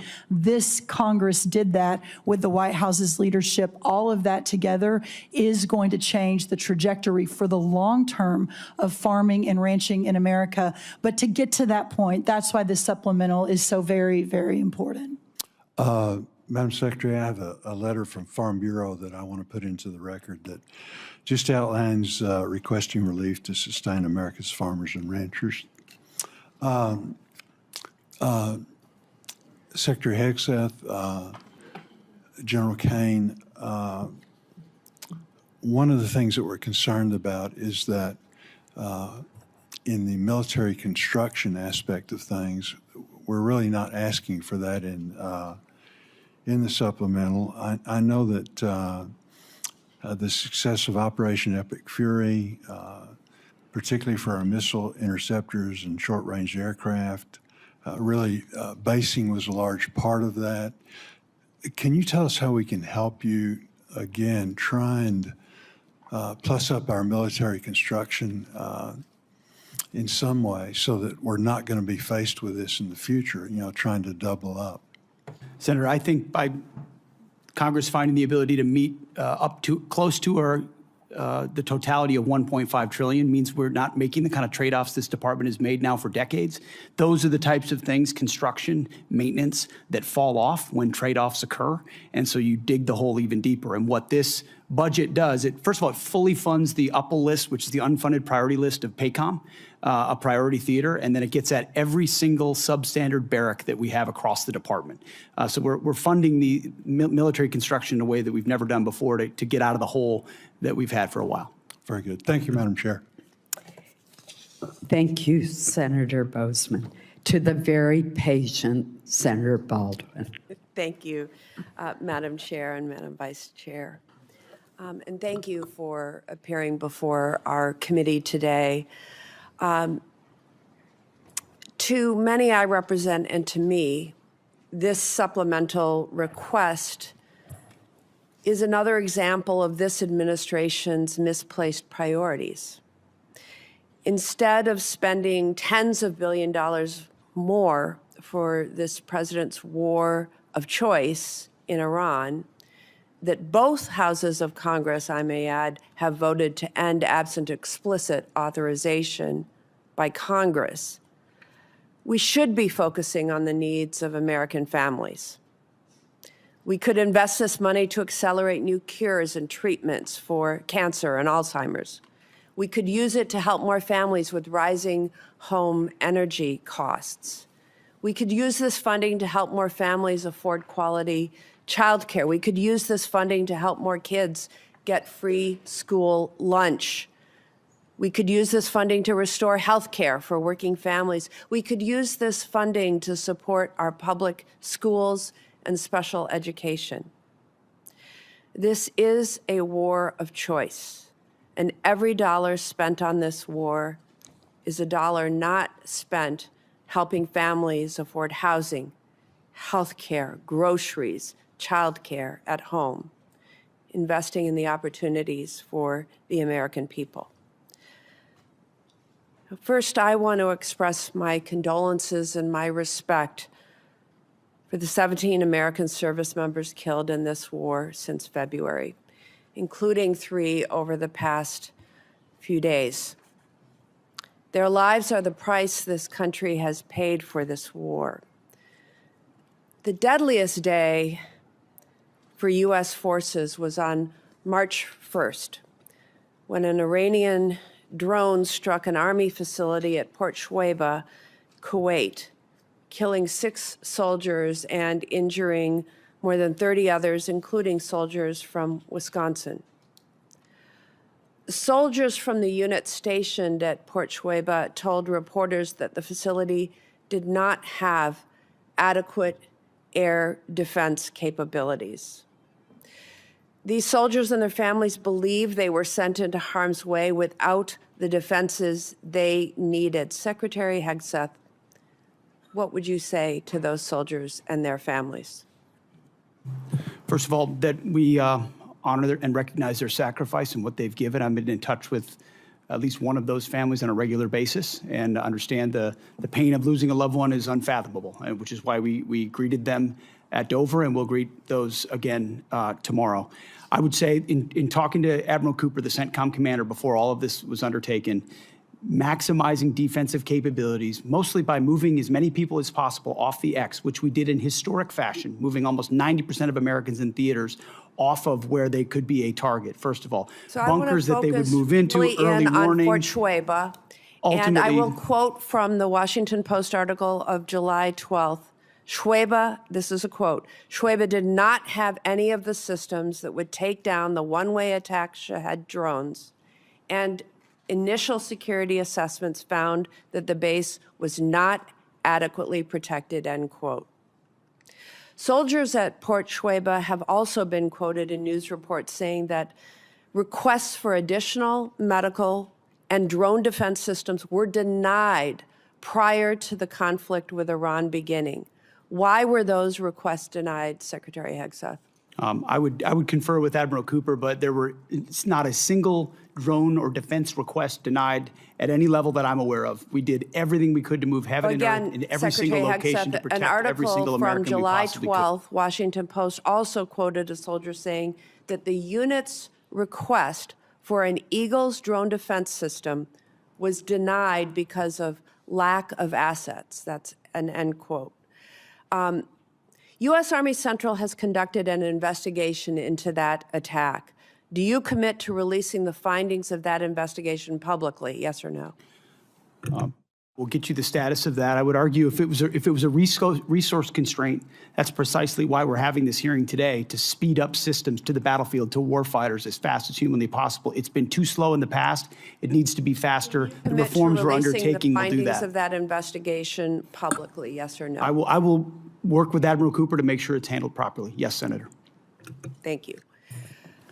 Secretary Hegseth, I traveled to Walter Reed Military Hospital and met with soldiers who were injured in that attack. What they told me confirmed what other soldiers have said publicly, that most of these soldiers injured in the attack did not receive proper medical care in Kuwait, in Germany, or during their initial days back in the U.S. The U.S. military has been fighting wars in the Middle East for 25 years. Why was proper medical care not immediately available to these injured soldiers, and why were they not immediately screened for traumatic brain injuries? I'm not taking issue with the characterization of individual soldiers, but I would argue that every effort was made to provide every level of medical care possible, understanding how CENTCOM operates. The senator's time has expired, and there is a vote on Senator Capito. Thank you, Madam Chair. Thank you all for being here. Thank you for your service. I want to begin because the last time that I saw you, Secretary Hegseth and General Caine, was at the Pentagon when you honored Andrew Wolf, who was attacked here in D.C. in November, and then the honor that you have given to Sarah Beckstrom and her family, who lost her life that day as well. I know that you've been in constant contact with Andrew and his family, and you also know that the great faith that they have in the Lord above is what's really brought them to the point where they are now. So let's keep them all in his prayer. I am interested in Senator Baldwin's question because I do have a soldier from West Virginia who is making a very similar complaint. So whatever follow-up we can do, I would like to do that.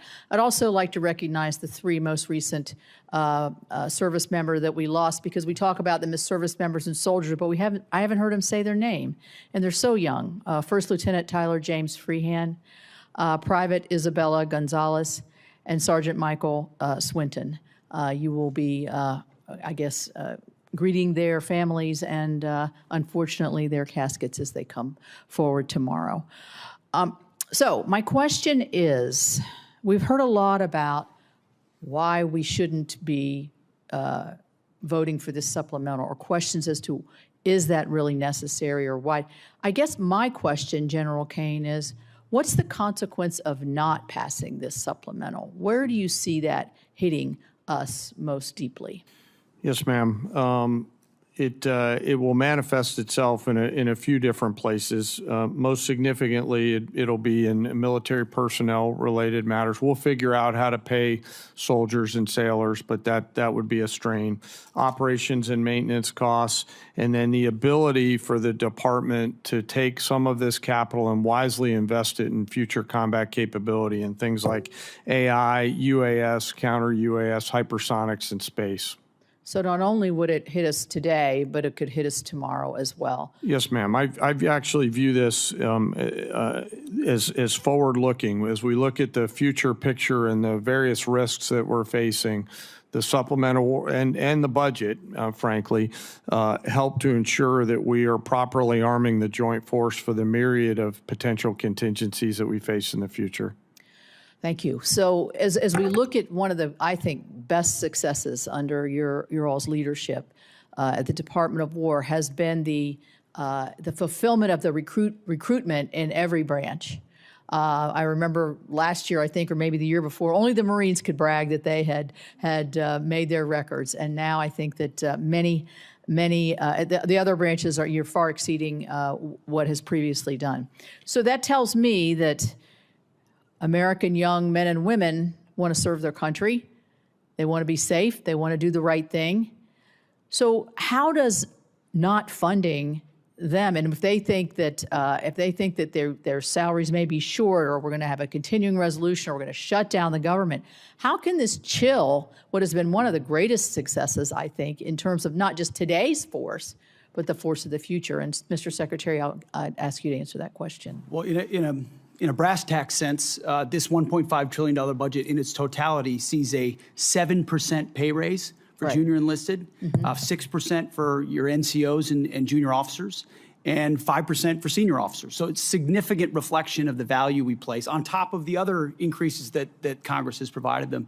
If we were to have to, and we're going to do right by the troops, we're going to make sure they get paid, but it's going to put strains on training and readiness and all the other aspects of O&M over time, which makes its way down to the unit level.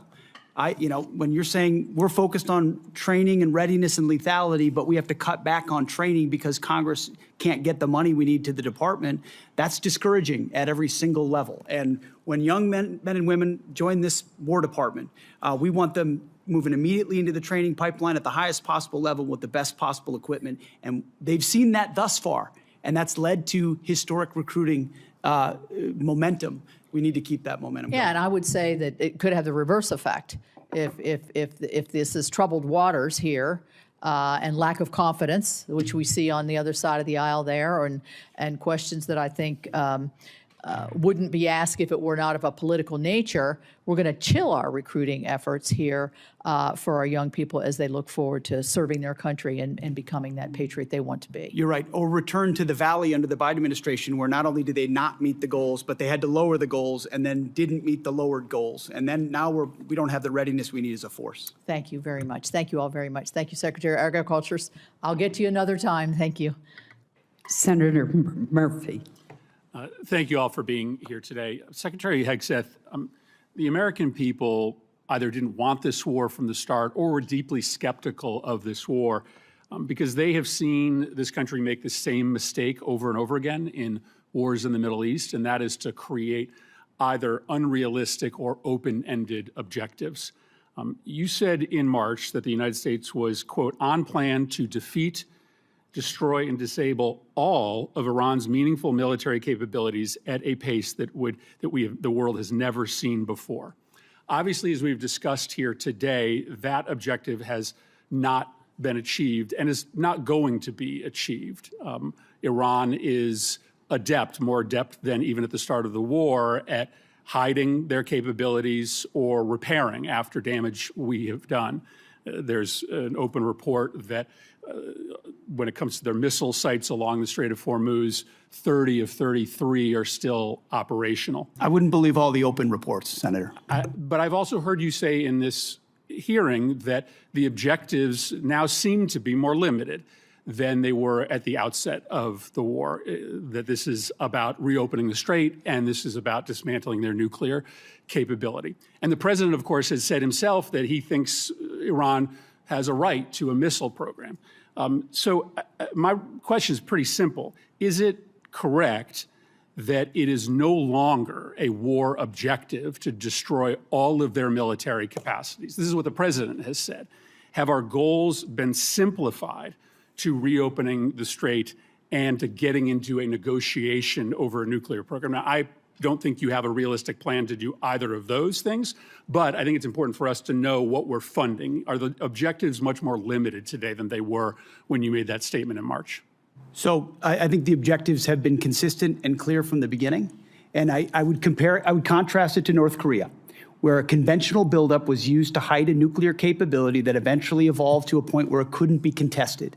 And what Iran continued to do, even after Midnight Hammer, was try to build that conventional capability to dare anyone to stop them from pursuing nuclear weapons. So getting after their conventional capabilities, missile launchers, defense industrial base, their Navy, was all part of it ensuring they can't blackmail us into pursuing a nuclear capability. Laser focused on Iran will never have a nuclear capability. That's the promise the president has made and that he will keep in every way. I think it's important. It is still a war objective, either through military action or through a diplomatic agreement, to destroy and disable all of Iran's meaningful military capacities, including their missile program. As far as all, when we talked about that from the podium at the outset of this, we were talking about their defense industrial base. And if you look at the metrics of their ability to make more, that it's been overwhelmingly destroyed. Not everything, but overwhelmingly. Now, do they have missiles in underground bunkers because they're a terror state? Sure they do, and we've acknowledged that from the beginning. Yeah, but their capacity is less today than it's ever been They as a nation. obviously have significant capacity to effectively disrupt the entirety of the Middle East and oil flows out of the Middle East, and that's not going to change. Let me ask you one more question. This is a request for supplemental funding because you don't have the funding in your base budget to do what you need to do, which makes questions about the base budget relevant. There's been a lot of attention, Mr. Secretary, on the modernization of a luxury jet that was gifted to the president by the government of Qatar. Reports suggest that maybe as much as $1 billion in your base funding, an extraordinary amount of money, has been used for an upgrade, and the plane is back in the shop for a second upgrade. As far as I can tell, never before has an administration not made public the amount of money for an upgrade or a construction contract on a presidential airplane. Obviously, we don't need or want disclose the details of that upgrade, but never before have you withheld from Congress and the public the total amount of money. I think there are two really important questions here. One, will you make public the amount of money that you are spending to upgrade this plane? And two, can you commit to this Congress and this committee that the president isn't going to take this plane with him when he leaves office? The only thing more insulting to the taxpayers of spending money on a jet they don't need would be for the president to take it with him, to take it out of our military inventory when he leaves office. Say the Air Force has done an incredible job making that a capable jet that ultimately, but its capabilities and investment are classified and shouldn't be talked about in That's a public not what I'm setting, asking. considering Will the you make security of the amount President of the money? United States. Will you disclose the amount of money publicly? I would imagine as part of the regular budget process, that's something that we would look at. And will you commit that the president will not take But you have this to look jet? at the classification level of certain things that are not devolved for reasons of national security. Will you commit that the president will not take this jet with him out of federal inventory when he leaves office? That's not a decision for necessarily me to make, and ultimately we're grateful to have it in the fleet for the Air Force to protect the President of the United States. That's a deeply Senator unsatisfactory Peters. answer to the American public. Senator Peters. Thank you, Mr. Chairman. Folks, welcome to the hearing today. I apologize. Is Senator Ossoff still here? Oh. I'm sorry. I went out of order. Senator Ossoff. I'll yield my time to Senator Ossoff. Thank you. Thank you, Madam Chair, and thank you all for your testimony. And General Caine, let me just begin by expressing on behalf of all Georgians our immense gratitude and admiration for the service members who are making tremendous sacrifices and conducting themselves with extraordinary selflessness and professionalism on behalf of the United States and our state's unified condolences and grief for the families of the 4 killed in action, and our hope for a swift recovery for the nearly 100 wounded over the last 2 weeks. And thank you to you for your service to the nation. Mr. Hegseth, you're requesting roughly $68 billion for the department through this supplemental, correct? 67, yes. And yesterday, your department stated publicly, quote, U.S. forces struck Iranian military command centers, maritime capabilities, missile and drone launch sites, and air defense systems to degrade Iran's ability to continue attacking commercial vessels. That was a press release from your department. Is that a broadly accurate characterization of ongoing operations? That sounds broadly accurate, yes. On day 14 of this conflict, Mr. Secretary, day 14, nearly 5 months ago, you stated that Iran's military had been, quote, destroyed and, quote, made combat ineffective. That was on day 14 of the war. Was that an accurate statement? They didn't have a Navy any longer. It was completely sunk. Their missiles were buried underneath a lot of their underground facilities, and their defense industrial base has been almost completely destroyed. So as far as a military assessment of Iran's capabilities, it didn't mean by any stretch of the imagination absolute zero, but their capabilities Mr. Secretary, at the lowest level you they've been in a stated very that long time. on day 14 of this conflict, in the second week of the conflict, you stated that Iran's military had been, quote, destroyed and, quote, made combat ineffective. Was that an accurate statement? Yes or no? Iran's ability to challenge the United States of America at the level at which we're capable of. That's not what I asked you, Mr. Secretary. You said on day 14, Iran's military had been, quote, destroyed and, quote, made combat ineffective. Yes or no? Was that an accurate statement? What the American military has done to the question? Iranian military is a historic military Will you defeat, answer the and question they're ineffective under oath? in that context.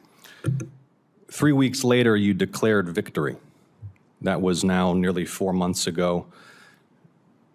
3 weeks after you'd already said Iran's military was destroyed and combat ineffective, you said, quote, Operation Epic Fury was a historic and overwhelming victory. You said Iran's military had been rendered, quote, combat ineffective for years to come. And you stated we had, quote, achieved every single objective. Were those accurate statements? It certainly was, on behalf of the men and women in uniform, a historic military victory over Iran. Had Iran's military been rendered, quote, combat ineffective for years to come? That was they a had statement that you made 4 months ago. They had 160 naval vessels You need in the to answer Blue Water the questions, Navy, Mr. and they're gone. Secretary. Their Air Force you is said 4 months completely ago. combat You ineffective, said and they don't 4 have a months defense ago. industrial base. Excuse So me, Mr. describe to me a country Secretary. that doesn't have an Air Force, a Navy, or a defense industrial base, and Mr. I will describe to Secretary. you a country that does not have an effective Mr. military. Secretary, you It stated- can lob missiles. Mr. Secretary, you stated missiles, 4 but it's months not a ago combat that effective Iran's military. military had been rendered, quote, combat ineffective for years to come. Has Iran's military been, for the last 4 months, combat ineffective? It's been set back not just years, but likely decades. You considering stated we it had, can't quote, build at the level it did before, and not you even stated close. we It doesn't had, mean quote, it doesn't have capabilities. Mr. Secretary, you stated we had, quote, achieved every single objective. Was that an accurate statement 4 months ago? The main objective of this was to ensure that Iran never gets a nuclear weapon. Their main sites were obliterated. We're watching over them, and we're holding them at issue. If they don't give them up at the table, there's other ways we can take them away. Early in the conflict Iran will on never day have a 3, nuclear Mr. weapon. Secretary, early in the conflict, day 3, you said one of those core objectives was to, quote, destroy the missile threat, and as you restated on day 5, to, quote, obliterate Iran's missiles and drones. Those were clearly and repeatedly stated core objectives of the campaign, which 4 months ago you declared had been completed victoriously with every single objective achieved. Were those objectives achieved 4 months ago? No one ever stated that every single missile was gone. Ultimately, combat ineffective means they're not able to dig them out of their UGFs and shoot Had at the us. missile It threat doesn't mean they been don't defeated have 4 underground months facilities ago? where they put missiles in them and hold on to them because they're the world's largest state sponsor of terrorism. So we never expected they would stop having capabilities to shoot. The question is at scale against an opponent like the United States of America, which went toe-to-toe with them and Iran couldn't. You stated on March 8th, day 9 of the war, on 60 Minutes, you assured the American people of Iranian surrender. Does that remain your prediction? Ultimately, Iran will never have a nuclear weapon to threaten the United States of America. That has been the objective, and it remains so. So just to review, you will not answer whether your statement made on the 14th day of the war that Iran's military had been, quote, destroyed and made combat ineffective was a truthful statement to the American people as you sit here and ask for tens of billions more for the conflict. Senator's time has Had a expired. historic and effective military campaign against the largest state sponsor of terrorism. Won't answer the question. They never Senator get a nuclear weapon, Peters Senator. is recognized. Thank you, Madam Chair. And thank you to our witnesses here today.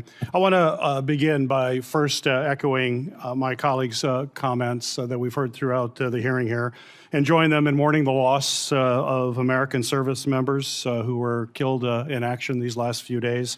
My thoughts are with their families, with a service member who remains missing, and with all those injured during the strikes. And I will continue to pray for their families.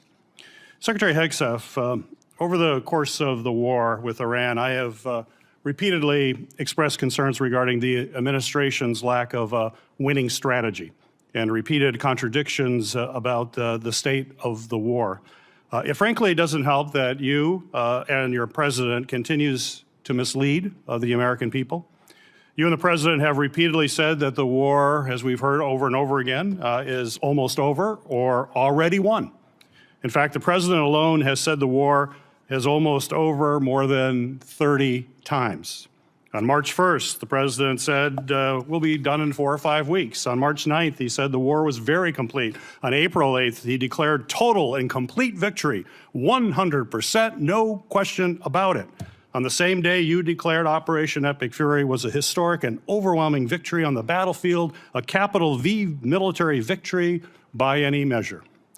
And yet today, July 21st, we have soldiers whose remains are sadly going to be returned to their deeply grieving families tomorrow. Clearly, the war is not over yet. After months of conflict, our strategy to win remains unclear. I have long said the United States has the strongest military in history in the world, and I have no doubt that our brave service members can execute any mission and prevail in any battle. But without a clear winning strategy, we're at risk of being in another forever war that'll put our service members in continued harm's way and continue to cost taxpayers billions of dollars.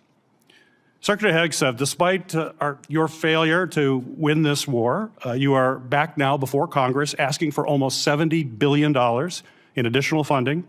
You're asking the American people for a blank check because, once again, the Trump administration's efforts have been an utter and complete failure to win this war to this point. So my question for you, sir, is how is your strategy different than what we've seen in the past? So far, we have not seen a strategy that's been successful. You mentioned nuclear material is the primary goal of the war. It still exists. We haven't dealt with that issue yet.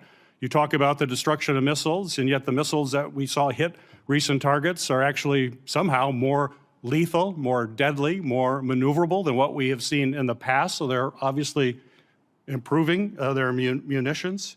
The Strait of Hormuz is still closed, reminding everybody it was open before the war. Prices were lower for everybody until the war, and it still remains closed. And of course, tragically, people, service members, our warfighters, who we care deeply about, are still dying. So what's different? Mr. Hegseth, Secretary Hegseth. I think your characterization of this incredible effort as a failure is reckless.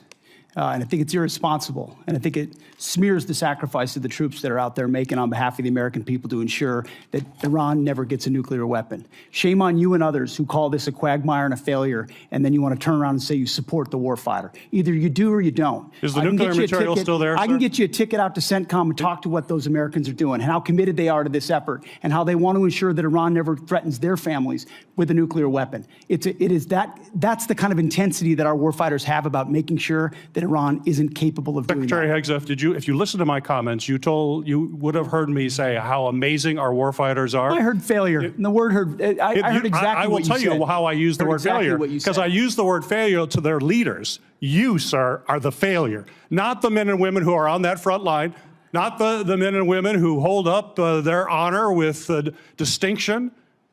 But if there's a lack of a winning strategy, they're in harm's way. Their leaders have failed them. And that's what's happening. We have political leadership. You don't have a strategy. You don't have a long-term plan to actually win this war. Win the war. The men and women are going to be able to do it, but they need to have leadership. When will you show leadership? Of course we have leadership. When will you show leadership? Why don't you show some leadership and stand up to your fellow Democrats who won't fund the troops, who stand and play partisan politics while you don't give us the money? You want to stand up here and talk about the troops? You won't show any political courage to actually fund our department because you have Trump derangement syndrome and can't actually commit to anything meaningful. So I put this on you, Senator. Secretary Hegseth, you have trillions, you have over $1 trillion. You're asking for $1.5 trillion. It's not a question of money. It's a question of leadership and understanding what it takes to actually win. Political cowardice of Democrats who won't fund the troops. Senator's time has expired. This will conclude our hearing. I want to thank our witnesses for being present and the committee for what has certainly been a vigorous discussion. For any senators who wish to submit additional questions for the record, those questions will be due in 7 days on Tuesday, July 28th by 5 p.m. I'm going to ask the Vice Chair if she has any final comments. I do very quickly, and thank you, Chair Collins. This was really an important discussion about the state of this tragic and disastrous war and how we should be spending Americans' tax dollars on families instead of this president's war of choice. Unfortunately, this hearing has done exceptionally little to justify the president's request or to instill confidence that this administration has an exit plan or a strategy to end the war. This war has cost us a lot. The last thing we should be doing is rubber stamping another $70 billion to help Trump keep it going. Thank you, Madam Chair. Well, Vice Chair Murray, I'm compelled to respond to your comments by pointing out that it is the duty of this committee to have a hearing when we have this kind of supplemental request. And I do appreciate I think that your comments was not appropriate. This hearing is now adjourned. Thank you. If you like this video, then like, share, and subscribe to Mirror Now.